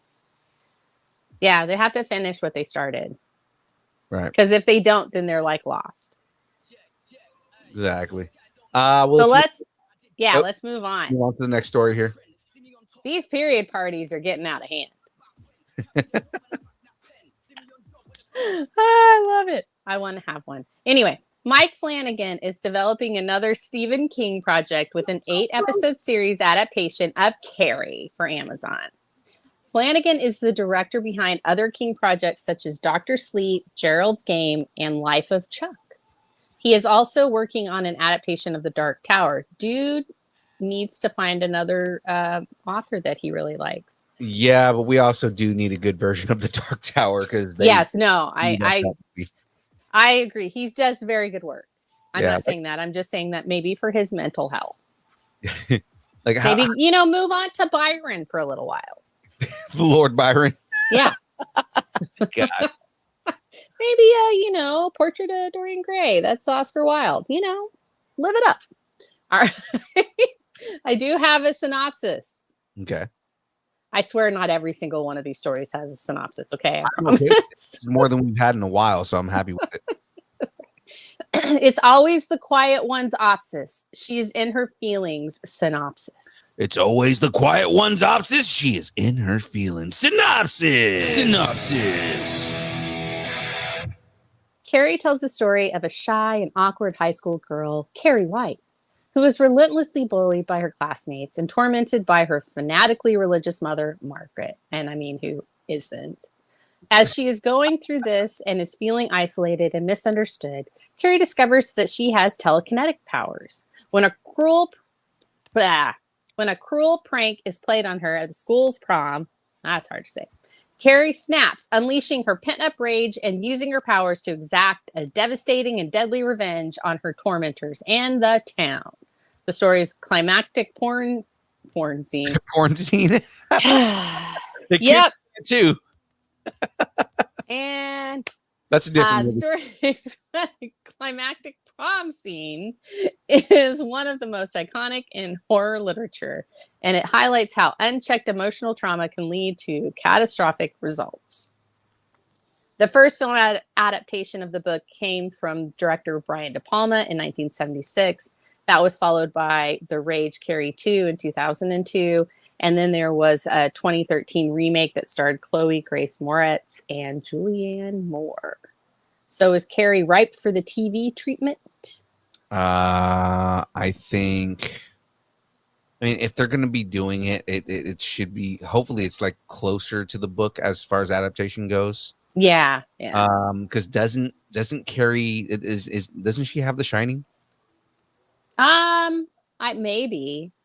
I think so. Yeah, because I mean that's for those of you who don't know, specifically in Stephen King's like universe of books, telekinesis in general is a side effect of The Shining, which is, you have mental abilities. That's what Dr. Sleep is about. That's what the movie The Shining is about, like all that kind of stuff. So yeah, and then it's also it's one of the other ones, a fire starter too, I think. Right, and that all comes up in The Dark Tower. Like it talks about, like The Shining, like there's a whole section of The Dark Tower that talks about people who have The Shining and them occupying parts of the tower. So yeah, I think it would be cool. Yeah, absolutely. Very exciting. I'm all for it. God, we do have an opsis in everyone. Moving on to the next story. I told you, I was like, it's not in everyone. I swear it's not, because I got really tired of doing Yeah, I'm actually fine with this, with it being on here. I'm actually really excited for this one. So roll a death saving throw, Eddie Munson. And then he throws in that one. Dark Horse Comics has released a new comic to give the proper send-off to Stranger Things fan favorite character Eddie Munson, Stranger Things and Dungeons and Dragons: The Rise of Hellfire. It is a prequel comic series to Netflix's Stranger Things Season 4 featuring fan favorite character Eddie Munson. So we have an opsis here. All right. So many fandoms opsis, so little time synopsis. So many fandoms opsis, so little time synopsis. Synopsis. Because there are a lot. Because it's a comic book based on a TV series that has to do with a role-playing game. Exactly. And also Metallica's in there. It's a lot. There's so much. Hellfire Club is also like a reference to like 3 different things. So it's like... yeah. There's so much going on. Dark Horse's official description for Stranger Things and Dungeons and Dragons: The Rise of Hellfire reads, Spell slinging, sword swinging, and the luck of the dice shaped the lives of Stranger Things boys well before they had real life monsters to face. The crossover comic features Eddie Munson's rise to de facto leader of the Hellfire Club, flashbacks to the legendary campaign that got him hooked on D&D, his recruitment of Lucas, Dustin, and Mike, and glimpses into the fantasy worlds they conquered together. That's kind of cool, actually, showing like how he got hooked on D&D. Yeah, I think that's a really cool thing. It's actually a pretty cool concept. The 4-issue miniseries is written by Jody Houser, Stranger Things and Dungeons and Dragons, Stranger Things Tales from Hawkins, and Eric Campbell, Dungeons and Dragons Worlds and Realms, Frank Frazetta's Dawn Attack. Oh God, I love Frank Frazetta so much. Illustrated by Diego Galindo, who did Stranger Things and Dungeons and Dragons, Stranger Things and the Tomb of Ybwin. Like your boy. Your boy, young Phil. Ybwin. Colored by Diana Souza from Critical Role, Vox Machina Originals, and Critical Role, The Mighty Nine Origins, and lettered by Nate Piekos from Stranger Things and Minor Threat. I like how they usually they just say who wrote it and who's the main artist on it. They did everything. They did like colorist and letterer and fucking, they got the tracer in there. Yeah, they like literally gave credit to everybody in this. All right. That's well, awesome. and they all seem to have touched either Stranger Things or like a Dungeons and Dragons role playing type thing. Right. It's kind of cool. Well, I'm more excited that like they actually gave credit to everybody and not just the writer and the main artist.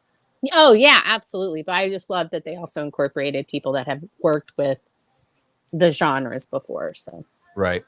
Dark Horse is framing the story as a heartfelt send-off for Eddie, who quickly became one of the most popular Stranger Things characters ever, thanks to his iconic scene playing the solo from Metallica's Master of Puppets on guitar, and the truly deep bond he built with the characters in the series, who he ultimately gave his life for.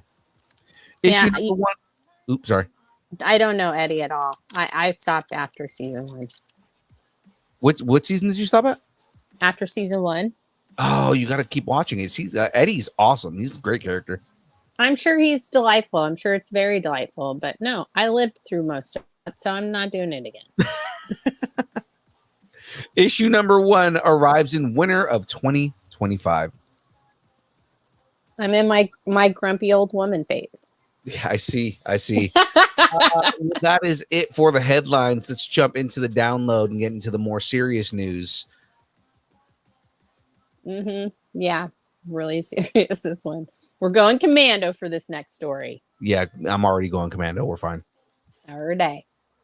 DC Studios has released a new trailer for James Gunn's upcoming animated series, Creature Commandos. The trailer is filled with lots of action, violence, and monsters. Fun fact, James Gunn said he was a fan of the Commandos comic characters, as well as like Frankenstein and like the DC monsters in general. So he started writing a script for Creature Commandos without a deal in place for the project. And then he got hired as the head of DC. Hey, I mean, it's a way to get a job, right? Absolutely is. So the series tracks a secret team of incarcerated monsters recruited for missions deemed too dangerous for humans. When all else fails, they're your last worst option. David Harbour, who voices Eric Frankenstein in the series, said that during the panel at New York Comic Con, I love the character of Frankenstein. It's just sort of in my wheelhouse that if you have a large person who sort of has the inner workings of a tantrumy 4-year-old, you're going to want to get David Harbour. That's awesome. I just love that he's self-proclaiming him. So yeah. as a champ. large person with the inner workings of a tantrumy 4-year-old. So Gunn went on to explain, we don't want anybody coming to Creature Commandos and going, oh, you have to have watched the Suicide Squad to understand what happened to Creature Commandos. Oh, you have to watch Peacemaker. We want people to be able to come into this totally blind, and they're totally excited by it. So there's nothing that isn't explained in the show itself. I like that. He's approaching it like a comic book. Yeah. Oh, yeah. Absolutely. Yeah. So the team in the series consists of a human, a werewolf, a vampire, Frankenstein's monster, and a Gorgon. So, your basic D&D campaign. The voice cast includes David Harbour as Eric Frankenstein. Sean Gunn plays Weasel and G.I. Robot. Frank Grillo is Rick Flag Sr. Maria Bakalova is Princess Ilana Rostovich. Rostovich? I think it's Rostovich. Indira Varma as the bride. I love Indira Varma. I would totally switch sides for her. Zoe Chow as Nina Mazursky. And Alan Tudyk as Dr. Phosphorus. Of course he is. With Steve Agee reprising his role as John Economos from Peacemaker. So Creature Commandos will appear on Max December 5th of 2024. So in a couple months. Far away. It's like 2 months away. So did you get to watch the trailer? I haven't watched it yet. I need to watch it. It's really good. It's really good. And I totally clocked who the villain was, who they were needed to fight against. She's only on the screen for 5 seconds. So I was like, oh, that's this person. So yeah, I love that you're holding it from me because you're like, oh no, when you see it, you're gonna know. You'll know. Yeah. So, but yeah, I think it's gonna be really good. I'm Really excited good. for it in general. I love all the stuff that James Gunn does, but it's just And this is his wheelhouse. Yeah, It's a little off kilter, got a good heart, but off kilter. And yeah, so he does really well with the weird teams. Yeah. Yes, I'd love to see his Metal Men. If he decided to do another odd team, Metal Men would be my. If he went and redid Doom Patrol, I'd like to see what he would do with Doom Patrol. I'd love to see Doom Patrol redone. I do love what they did with Doom Patrol, but I would love to see it redone. I just, like I said, I'd love to see what he would do with Doom Patrol because that's definitely something in his wheelhouse. Definitely. Yeah. Yeah, all that stuff. That all needs to be done. Exactly. Power Pack. Oh wait, that's Marvel. maybe he comes back. You don't know. Right. So let's move on. He and Kevin Feige do swap them jobs for a month or so. I would not see them not do that though. I guarantee you that Feige would be down to go and do a DC movie. The DC Marvel crossover we never knew we could even hope for. Well, the two of them were right off the bat, we're talking about doing an amalgam universe movie. That would be fun. And doing a DC meets a Marvel character kind of thing. Well, I mean, you could. They have the Avengers versus JLA. Yeah. You could use that as your key to the amalgam universe. Do something like that. Yeah. So I would love to see James Gunn helming it's co-directed by Feige and James Gunn. Right. James directs the Marvel movie and Kevin directs the DC movie. That would be dope too. To see them kind of their takes on each one. Yeah, it would be fun. Yeah. And of course the Russo brothers, because they got to be in everything. Right. But yeah, like I mentioned before, Matt in the chat saying he's so hyped for Creature Commandos, and it comes out right before his birthday. Oh, yay! James said that he would also switch sides for Indira Varma. Yeah, she's pretty amazing. So that means James is saying that he would go gay for Indira Varma? I mean, whatever he wants to do to win her love, I guess. But I've liked her since Torchwood. She was in Torchwood, and I loved her in that. James is saying Teen Titans versus X-Men was one of the entry points. It was, and I still have your fucking comic book, James. I have that one, the green one, where they're dealing with Phoenix. Yeah, so there was James had a con friend look for that book for him, and he found it. And he gave it to me because James wasn't at that con. I've had that book ever since. You had one job, James. One job. You had one job. But moving on to the next story here. I'm actually kind of excited for this. James Gunn and his potty mouth. James Gunn recently talked about his upcoming Superman movie and how fans are going to love what David Cornsweet, the man who makes corn sweat, and Rachel Brosnahan and I just feel like he's gonna make corn sweat and she's gonna make a nice brisket to go with it. bring Superman and Lois Lane in the film. He especially hypes up Corn Sweat, saying sweaty corn, saying the movie is going extraordinarily well. We're deep in the process of editing. David Corn Sweat is going to blow people the fuck away. I'm with it. I'm with that all the way. He is the movie star that everyone just dreams he could possibly be, and I don't think anyone really understands the depth of this guy's talent dramatically, comedically. He's the best physical action star I've probably ever worked with. He's an amazing actor, and Rachel Brosnahan, people are going to die for her as well. We've also heard that the movie is a complete shift to hardcore sci-fi and fantasy, the exact opposite of Man of Steel. It's set in a world very different from ours and far removed from the DCEU. Heroes have been around for ages, and we'll see how it affected this world's history and has shaped the DCU. Superman is scheduled for a theatrical release on July 11th, 2025. I'm excited. I'm excited about it. I like whenever we get these stories come up, I'm always like, should I put everybody that's in the movie in it again? Do we need to do another synopsis of it? And I'm like, so I always have to make that. But I always have to make that determination. I'm like, no. I mean, it's a long time to July 11th. We'll have more stories. So, right. No. So, all right. So let's move on. We gotta talk about this. Absolutely. See what James Gunn started? Potty mouths all around. The official synopsis for Marvel's Daredevil Born Again was shared during New York Comic-Con, and Charlie Cox teased the dark tone of the series. He can tease me anytime. During an interview with Collider, Fox revealed that Daredevil will drop an F-bomb in the show and said it was shocking to me. I can't do his Irish accent. It's almost under my breath, but you can hear it. I was like, oh, wow, great. Good to know for season 2.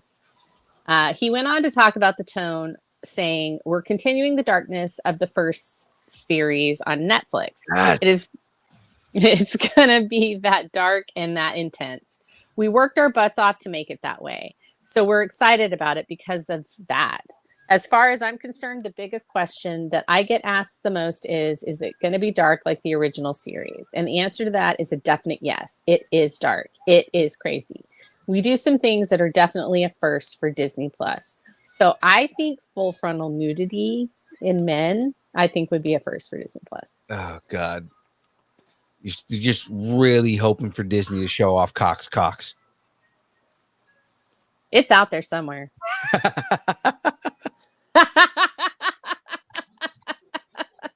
All right, I'm back. Hot flash over. I'm back. We need you back. We need you back. The most official of the Opsis with the Marvel stamp of approval synopsis. The most official of the Opsis with the Marvel stamp of approval synopsis. It took me like a little too long to come up with that, I feel. In Marvel Television's... I was having some sort of flash.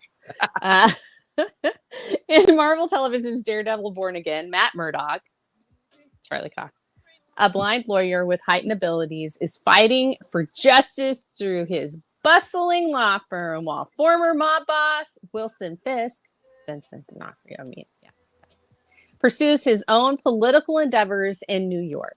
When their past identities begin to emerge, both men find themselves on an inevitable collision course. And they're both going to be driving, and it's going to be very awkward because I think that Wilson Fisk is still blind in one eye, isn't he? No, I think he got the replacement eye in Echo. Oh, that's right. He did. Yeah. Oh, okay. Well, then it won't be as awkward. It'll just be awkward for Matt. But, I mean, he's used to it. Daredevil Born Again is currently being developed by directors Justin Benson and Aaron Moorhead. We love them. Mm-hmm. Who both worked on Moon Knight and Loki. We love them. The series also stars John Bernthal. I don't know why I want him to be Bernthal. As Frank Castle / Punisher. Deborah Ann Wall, we love her. As Karen Page. Eldon Henson, We love him. as Franklin Foggy Nelson. Wilson Bethel as Benjamin Dex Poindexter. Was he in the first? I don't think he was he? Towards the end. Okay. All right. I don't remember him that much. Islet Zur as Vanessa Mariana Fisk. Ooh, Vanessa's back. Yeah, but it's a different actress. Mm.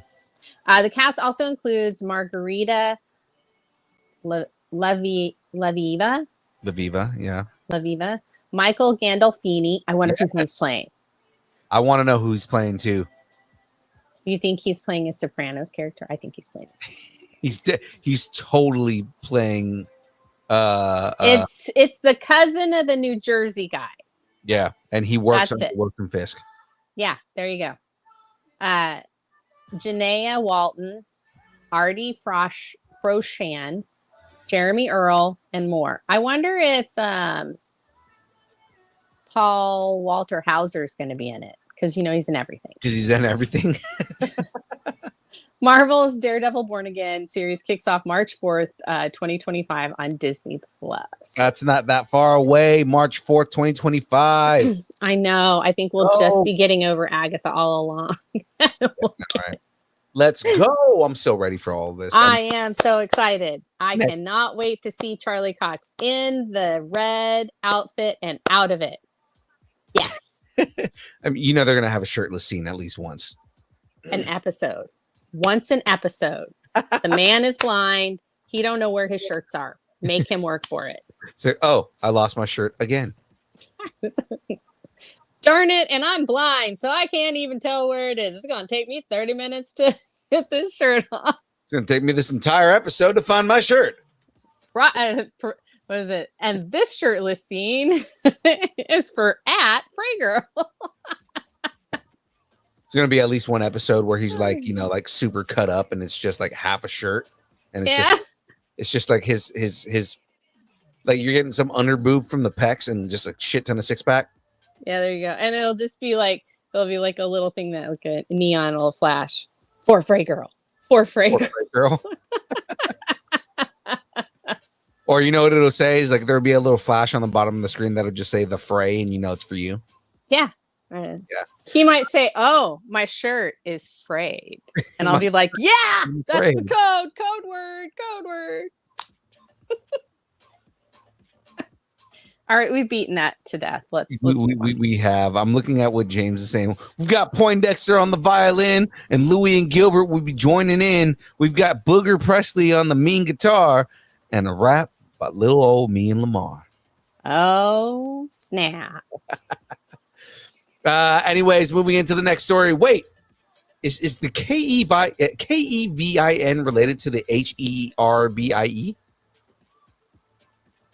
Maybe KEVIN is a Nepo baby. Maybe. Nepo bot. Especially because this is supposed to be like older, so it's like he's the yeah. Mm-hmm. I'm trying to say the names, but I'm like I'm getting caught up. Never mind. Marvel released the new 2024 logo at New York Comic-Con, featuring a look at a lot of characters from the franchise, but the one that stuck out the most was the first look at Herbie, the humanoid experimental robot B-type integrated electronics in Marvel Studios' upcoming The Fantastic Four First Steps. Herbie was initially created in the 1978 animated series The New Fantastic Four as a replacement for the Human Torch. In the show, Herbie is a robot created by Mr. Fantastic to help them fight crime, and eventually he made the jump into the comics, becoming an integral part of the Marvel's first family publication history. The Fantastic Four First Steps will serve as the robot's first appearance in any live-action project.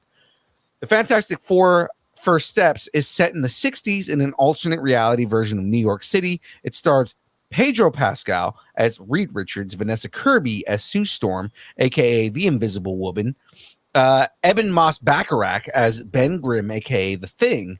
Other cast members include Ralph Ineson as Galactus, Julia Garner as Shala Ball, Paul Walter Hauser, and Natasha Lyonne. And for some reason, we decided throw away Joseph Quinn. Joseph Quinn. I'm like looking at this. I'm like, where'd Joseph Quinn go? I was like, wait, aren't we missing someone the whole time? Like, so they just decided to take whoever wrote this story. No, I think I did it on accident. Oh my god, that's hilarious, Poor Joseph Quinn. So we cut out Joseph Quinn as you know what? He got a lot of play on that Johnny freaking Eddie Storm. Munson thing. So he's been well represented. but as Johnny Storm, aka the Human Torch. God, the Fantastic Four First Steps is scheduled to hit theaters on July 25th. He knows what he did. Come on the show, and we'll put your name back in the stories.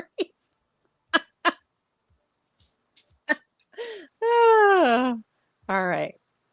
I am really excited about Herbie. I think that's who Paul Walter Hauser is going to be. I think he's going to be the voice of them. That would actually be great. I think he plays nervous really well, so I think that would be pretty good.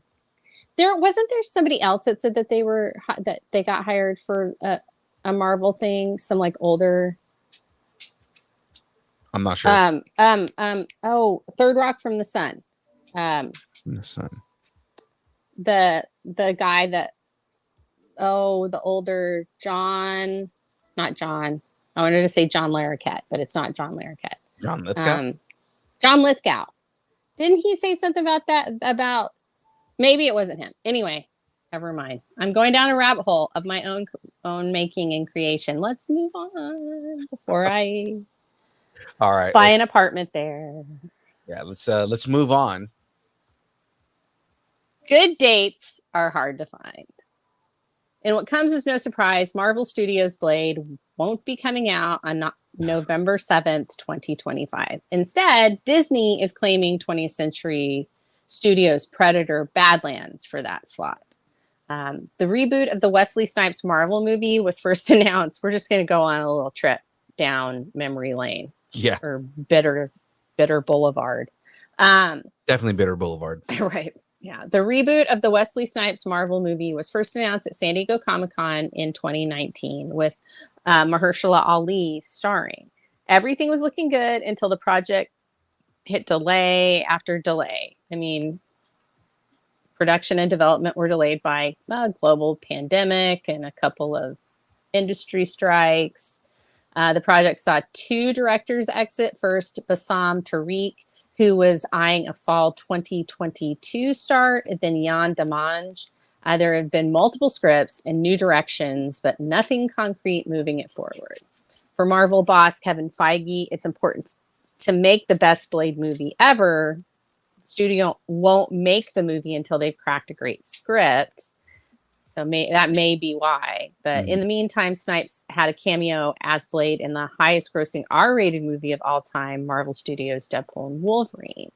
Now, there are 3 untitled Marvel movie slots dated for February 18th of 2028, May 5th of 2028, and November 10th of 2028.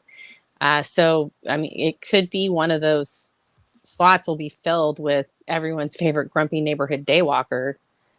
Could be one of those. I mean, it's still a few, like 4 years away, but who knows? I don't think it's going to take that long. I think they're probably taking a break to develop the script, make sure that they have everybody on board. I'm sure Mahershala Ali is taking other roles in the meantime because it keeps getting delayed. So there's probably issues with like scheduling right now. Yeah, but I don't know. Like they keep deciding that it's going to be, oh, hey, we're going to, we're going in a different direction. Oh, well, this happened. So we need to go in this direction. And so I feel like it's partly that. I do think that it's been in development hell, and it's not because the studio doesn't believe in it. It's just a series of unfortunate events. I really feel like that's what it's been. So yeah, I think part of it is that. I also think that it is that Feige is like, we can't make a movie that is any less than the Snipes movies, so like I think he wants to honor the Wesley Snipes kind of lineage that he made with the movie, especially with all the updates to the character that Wesley Snipes did. Mm-hmm. right? Because remember, he completely from the ground up reworked that character and made it so much cooler. Blade was already a Yeah. fun character, but he made Absolutely. Blade that much cooler, you know. So, you know, Well, I mean, and he really kind of distilled some of the stuff that was getting convoluted about Blade. Like he really made decisions that made him cooler. And I will say that, even though I have a thing with Wesley Snipes' Blade, but that's just a personal grievance between me and Mr. Snipes. I hear you.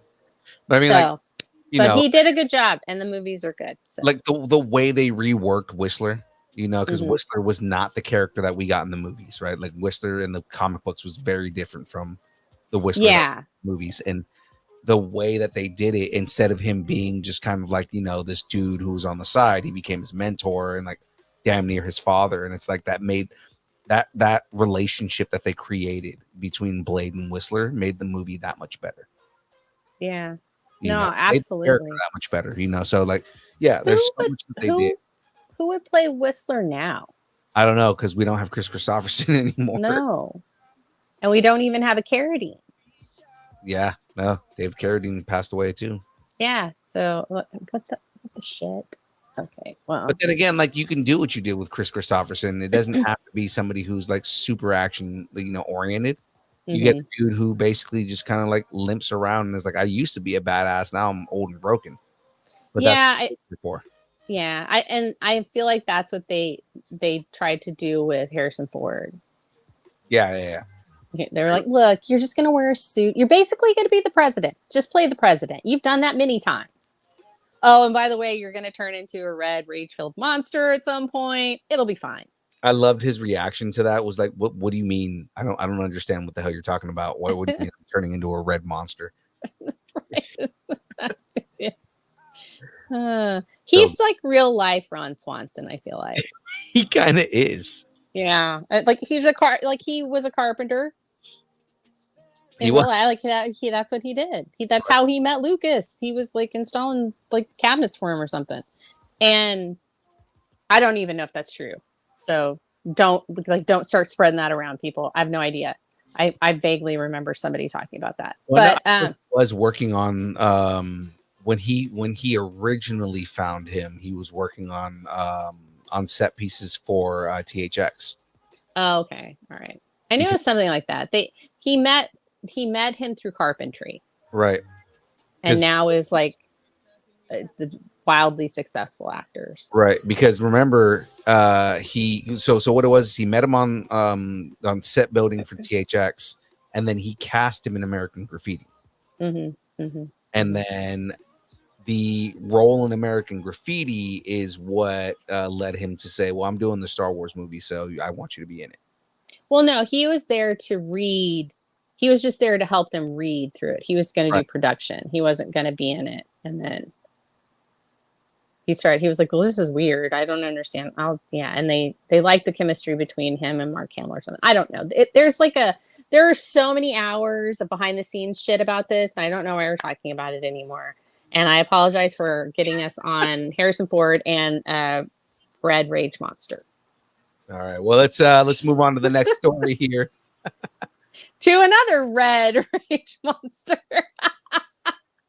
I mean, you're not wrong. Gandalf has spoken. We know that Ian McKellen has been approached to reprise his role as Gandalf in director Andy Serkis's The Lord of the Rings: The Hunt for Gollum. This is something that he's made clear he wants to do, but the most likely won't be the only future Middle-earth, but this most likely won't be the only future Middle-earth set project that Gandalf appears in. I can't talk. That's a hard sentence to say. I apologize for that. It's fine. It's more me not reading. The Hunt for Gollum screenwriter Philippa Boyens recently, that name is very scarily close to mine, recently revealed in an interview with Empire that Gandalf is involved with most of the film ideas they are developing. Boyens said, we're playing around with the number of ideas, but most of those ideas do not include Gandalf. So Gandalf do include. Oh, but those ideas do include Gandalf. So Gandalf would potentially return for 2 live-action films. McKellen previously said that the script for the Hunt for Gollum should be coming next year, and explained, well, all I know is that they called me up and said these films were going to happen, that they're mainly going to be about Gollum. Andy Serkis, who played Gollum, is going to direct, and there will be a script arriving sometime in the new year, and then I'll judge whether I want to go back. He continued, but I would love to go back. I would love to go back to New Zealand, number one. I also don't like the idea of anyone else playing Gandalf. The Lord of the Rings, The Hunt for Gollum, will be released in 2026. It's actually not that far away, all things considered. Yeah, it really isn't. But yeah, and I feel like those movies tend to film for a long time. Yeah. But yeah, I think that Ian McKellen learned a lot from playing Magneto, and that's don't give the part away to somebody else. Right. Because he's like, nobody else is playing Gandalf. Yeah. So You shall not pass! Sorry, I had to do that. Go ahead and read this last story. Self-proclaimed large person with the inner workings of a tantrumy 4-year-old. Oh, me. David Harbour is teasing the series finale episode of Stranger Things ahead of its 5th and final season. Harbour, who has played Jim Hopper throughout its run, approves of how the series will wrap. I can be very critical of the show, Harbour said during a live taping of the Happy, Sad, Confused podcast, noting that in season 5, episode 8, they land the plane. And it's the best episode they've ever done. He continued. I was going to say, I'm happy, sad, confused that he didn't come on our show. Right. You're always welcome, David. I might actually say your name right if you come on. He continued. The end of this episode, when we were reading it, just us reading it, about halfway through, people started crying. Then about the last 20 minutes, it was just uncontrollably crying. Waves of different people. Noah Schnapp being my favorite. I love the idea of Noah Schnapp just crying uncontrollably. Harbour said that and just be like a little blubber ball. Harbour said that the emotion that overwhelmed the cast was the fact that these kids, it was their childhood. They started the show when they were 11 and 12, and here we are reading the finale. It's 10 years later, and we examine that idea, and it's so well done and so beautiful. It's such a great episode, and it's such a great season. You guys will love it, Harbour added. Season 5 of Stranger Things is set to hit Netflix early in 2025. Oh, it's not that far away either. It's bittersweet. I'm both sad and happy just because I can't wait for another season of Stranger Things, but also to find out, knowing that this is the last season, it's like, it's ending. Yeah, I mean, and then you spin-offs, but yeah, but then you go back and you look at that Mattel is making a Viewfinder movie, and then you think, what the hell? And then you're back. Yeah. The only way I can think of the Viewfinder movie being something that isn't completely, absolutely ridiculous, stupid, is if you make the Viewfinder a magical, like a portal to other worlds. Make it the MacGuffin.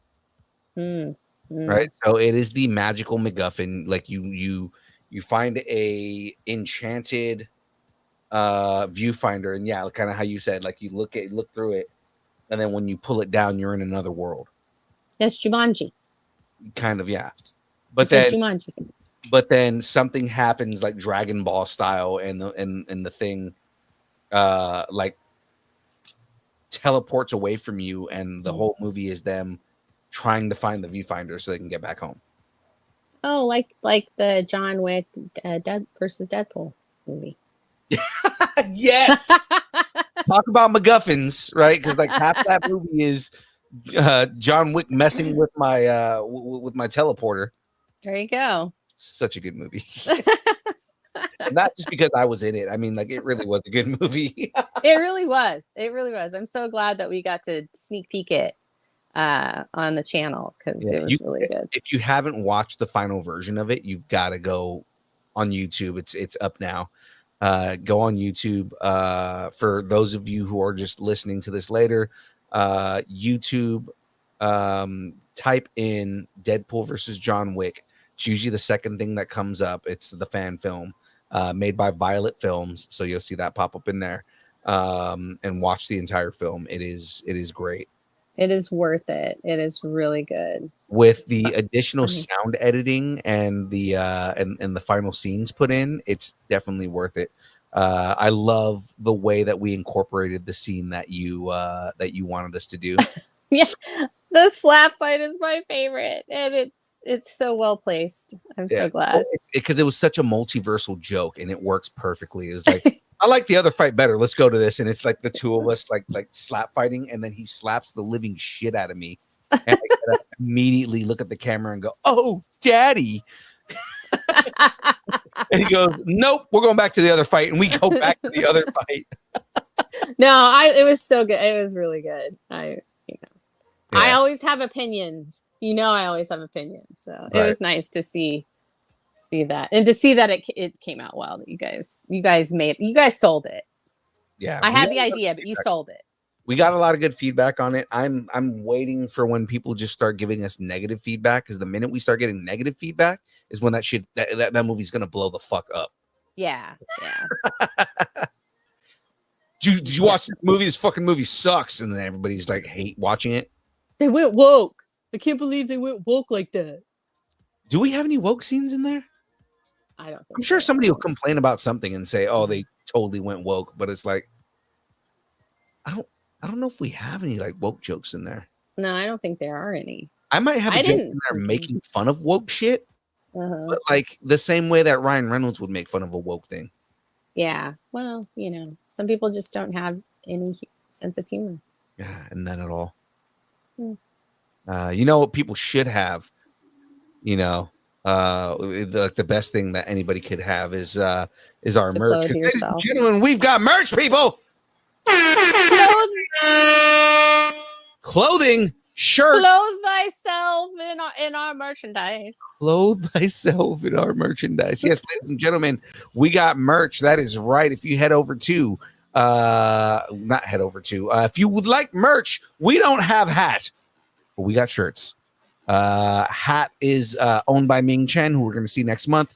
Hopefully he actually brings the hat. I doubt that he's actually going to be wearing it, but I mean, it'd be cool if he was. But yes, if you would like a shirt, ladies and gentlemen, you can DM us at Distance Nerding.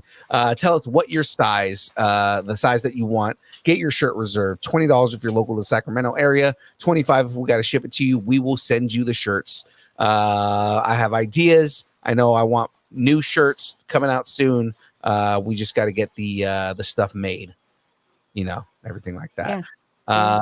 And our merch is great. Our merch is very soft and it's really high quality. It is very high quality. Very high quality. It's very mindful, very demure. Very mindful. It's like the sand. Sand. Coarse, rough, and gets everywhere. Very mindful, very demure. Very mindful, very demure. Anyways, let's talk about the schedule, ladies and gentlemen. Our new schedule that we got going on Tuesdays, the download from 6:30 to 8:30. The show you are listening to right now or watching right now. We talk about the news, we talk about the rumors, we talk about reviews, all the fun things that are happening out there in the nerdverse. And then Thursdays and Fridays, we've got the build and the build light. Should just call it the build light on Fridays because we only do it for an hour. But the build from 6 to 8 on Thursdays, from 6 to 7 on Fridays on Twitch and YouTube. Come and hang out with us, young Phil, myself, building Lego as we talk to nerdy friends, both comic book creators to celebrities. You tune in, see who we're hanging out with, who we're having fun with this week. I believe we have 2 comic book creators on. Yes, Phoebe Xavier is coming on the show. Phoebe has a Halloween anthology called 13th Moon. So it's a horror comic just in time for Halloween. And then, of course, Mark Maya is coming back on Friday for an hour interview. He's got a new book that's coming out. So if you guys are unfamiliar with his work, God, what was the name? Let me pull it up right here. So-called Living. That was the one where it's the zombies and vampires living in like the real world and stuff like that. Oh yeah. Yeah, so that was like a really fun one. When they stop being polite and they start being real. Start being real. But we'll be talking with Mark on Friday to get into his latest book and the latest promotion that they have going on. So tune in, guys. We have 2 more shows for the rest of this week. Apparently Jeff's birthday is on Friday, so we need to go and get drunk with Jeff. Yes. I think that it would be cool if we had a bar called The Build. If we had a bar called that would be cool. Yeah, and then you could like have Legos. You could have Lego sets or whatever. People could build Legos, drink beer. It's a concept. Yeah. Think like in Oregon, we went to a place where there was a comic book shop, but it was a bar at the same time. Mm-hmm. I think like that kind of concept would be cool. I know me and Yeah. Sandra were also talking about something like similar to that. I just think it'd be kind of neat. You could have like one of those, like how they do when we were in Boise, how they had like all the different food places, but it was all open and you could just eat wherever. But you could go to different, like I could have Korean food, you could have barbecue or whatever. Oh yeah. And but yeah, it's something like that. But you could have like different rooms, like so you could have a Lego room, you could have a comic book room, you could have all these different things. Anyway, never mind. I'm just spiraling now. Let's continue. That's actually a cool idea, though. I mean, like eventually, if we weren't weren't poor, right, weren't poor and lived in the general vicinity of each other. Right? We just need you to move back to Sacramento. I'm not moving to Sacramento. It's too inland. Too inland. You need to go closer to the beach. Well, yeah, I need the ocean. The ocean waves coming. I don't know. Need the sand between your toes. Sand, very demure. And we're very back. mindful, very demure. Oh God, maybe that should be the name of the episode. No. All right, let's jump out of this. No, your friend. It has to be Phil's French accent.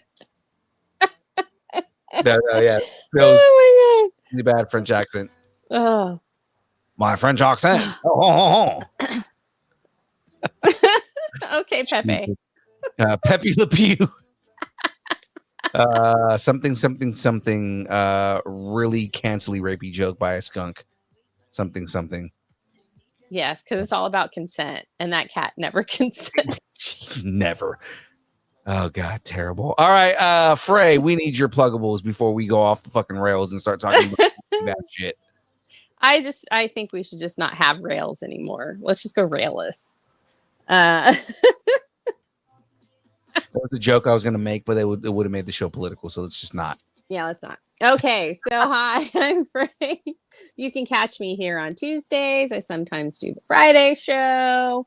And I recommend the franchise on Max. HBO Max is really good. By the way, it's good. It is. It's really good. It's only like half an hour, but it's really good. It definitely takes you behind the scenes of a fandom franchise movie company, like movie and TV company. Okay. So yeah, there's a guy named Jeff and Shane is never there, but people are there for Shane, and it's really interesting. It gives me like Silicon Valley vibes as far like the humor wise. Like there's a guy that's Byron, I think is his name, and he always wears this backpack, and the backpack has a battery in it, so he's always connected to Shane, who's like the head guy of the studio. So basically, it's the Marvel the comedy. Yeah, it's really funny, and it's really like from the perspective of the first AD, and so he's kind of keeps everything going. and Daniel Brune. Director. That's awesome. Yeah. And Daniel Brune's the director. So the guy that plays Baron, not Stryker, purple guy, Baron. Oh, Baron Zemo. Yeah, Zemo. That's it. I was like doing the dance. I was doing the Zemo dance. And he's in it. He plays the director, and he's the mess. And it's just great. It's a great show. I did not want my time to be filled up with this, but no, it really is, guys. Watch it. It's only 3 episodes in, so it's an hour and a half of your time. I'm too busy watching Penguin. See, we're actually gonna binge that at the end. Penguin is so good. I hear it's amazing. And the Sopranos with Batman characters is the only way I can describe it. It's like, the first 2 we were sucked in, but we were like, no, this is one we'll have to binge. We'll have to just watch it all at once. So we're waiting for that. We're getting ready to start Slow Horses because it just finished. So we're going to binge that. But anyway, back to like the YouTube stuff. I'm on YouTube. I have my own channel. It's called Frey Girl. We do something called Classified. I do it with Shadu, where we take your favorite fandoms and we classify them into Dungeons and Dragons classes. We also have a sister show called Journals of the Classes, where we go through all of the classes and the subclasses. So if you don't know why we're picking certain characters in certain classes, you can watch the sister show and brush up on your D&D classes, because I had no idea about any of them. There weren't subclasses when I played D&D the first time. Granted, I might have been the first person to ever play D&D, but that's a totally different thing. Anyway, that's me. You can find me on all the socials. I'm either at Frey Girl or Frey Comics, and I have corgis, and you can find them at Gal the Corgi on any of the socials. Awesome. Well, ladies and gentlemen, start leading out here. Have something you want to discuss? Tell us what you're nerding out on, and make sure to let us know in our Facebook group, The Distance Nerdington Post Now. Ladies and gentlemen, if you would like to support the show, the best way to do that is to head over to distancenerding.com and go up to the top of the page right there. You'll see a big blue button that says buy us a taco. You can buy us a taco. Ladies and gentlemen, join the taco party. That's right. Join the taco party. It is the best way to help support the show, to help support us, so that way we can continue to do more shows and give away more prizes. Funny enough, Staff Sergeant Earlybird just showed up in the Instagram chat. The man who early on in the career of our show won like every prize. Just the minute we start talking about prizes, he shows up. How you doing, Thomas? But yes, if you want to support the show, that is the best way to support the show, ladies and gentlemen. You can head over to distancelearning.com, buy us a taco. We really do appreciate it, and it'll continue going on. He just said, ha, ha, ha, ha. Yeah, I did. He won like every prize. It was like a running joke that was like, oh yeah, no, Thomas Wong's going to show up in the middle of the chat because he's going to win a prize. He always shows up when we talk about prizes. That's funny. But ladies and gentlemen, if you would like to connect with us on all the social medias and all the places where they exist, where they are, of course, you can head over to all of our places. You can connect with us on Instagram, Facebook, Twitter. It's not Twitch. Or I'm sorry, it's not X. It's Twitter. It's always going to be Twitter. We're going to continue calling it Twitter just to piss off Elon. Twitch, TikTok, Threads, YouTube, Discord, MySpace, Vine, GeoCities, Friendster, Second Life, AIM, Farmers Only, Christian Mingle, OnlyFans. It's only pictures of Aaron Watson's feet and mandals, the beard, and John Mez's glasses, just judging you on a table, staring at you, staring deeply into your soul, and asking you why you're not giving money to Shadu, because Shadu will do anything for money. I cannot believe he said that out loud on the internet. He did, and now it is going to forever be a joke that we're going to continue doing. Of course, ladies and gentlemen, if you'd like us to break up with your boyfriend, girlfriend, significant other, pet, schoolyard bully, annoying neighbor, or just tell us how much you enjoy us, hate us, or wish the internet would consume us completely at the feet of Denny Villeneuve while I'm giving off a terrible French accent. Yes. Yeah. Actually, he probably would enjoy that. but he would never tell you because he's French. I mean, he's not really French. He's French Canadian. It's not the same. No, they're worse. You can send us an email at dist. I think it's funny because now we've done it where we talk about it before, and then you start the whole bit, and then we have to do it again. Yeah, I'm like halfway through. I'm like, oh shit, I forgot to do the bit. It's like, oh man, it's not the bit. The bit. Yeah, one day I'll get this right, and maybe we'll actually get more fans. Who knows? Anything's possible. Maybe they're like, oh, this guy can tell a joke now. Maybe we'll start following him. Is that intentional? Is it intentional? Are we laughing at him? Is he disabled? I am sabotaging us specifically because of my bad joke skills and bad timing. I think you should just do everything in French. Why I'm not a stand-up comedian. Just do everything in French. Just try to say your jokes with a French accent, and we're totally viral all the time. If you would like us to break up with your boyfriend, girlfriend, pet, schoolyard bully, annoying neighbor. I said I'm Filipino now. Annoying neighbor, or just tell us how much you enjoy us, hate us, or wish the internet would consume us. You went to the Channing Tatum School of French Cajun. Oh God, French Cajun. If I really want to piss off French people. James said he's like an angry French general.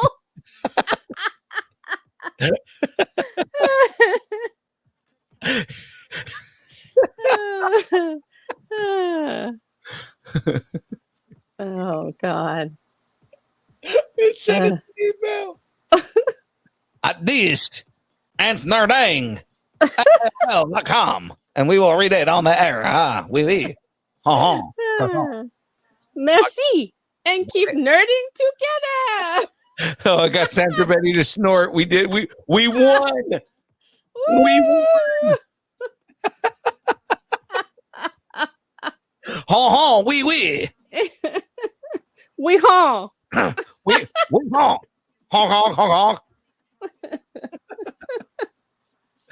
Oh God, I am the worst at everything. All right, ladies and gentlemen, that is it from us.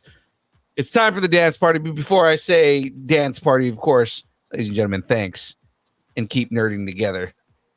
Keep nerding together. Nerding together. Oui. Nerding together. S'il vous plaît. RSVP. Okay, I'm out. Thanks, and keep nerding together. I have to do, for some reason, you have to deepen your voice when you make fun of French people. Really? You have to deepen? Keep nodding your voice, nodding together. I'm part French. But when you're I'm only partly offended. That's what I'm saying. When you make fun of French people, when you make fun of that French accent, at least I think it's great. At least for men, you have to like deepen your voice. Like, keep nodding together.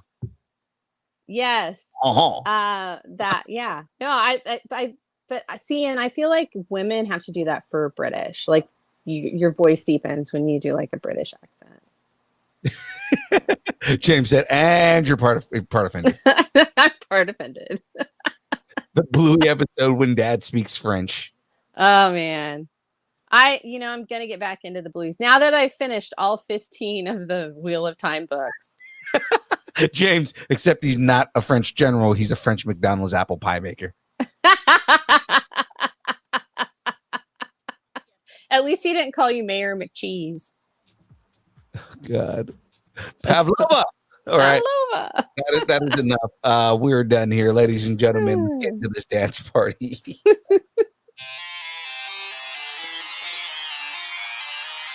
It is Wong.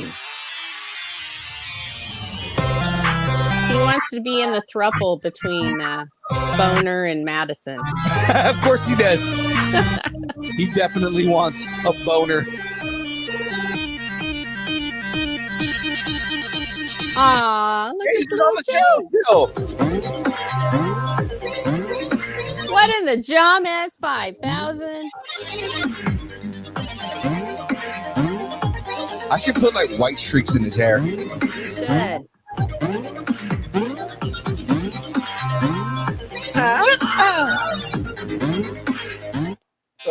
Shit. My wrist hit it.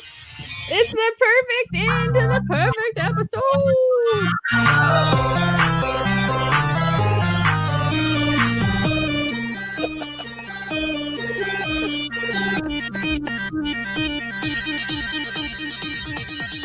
Distance nerding.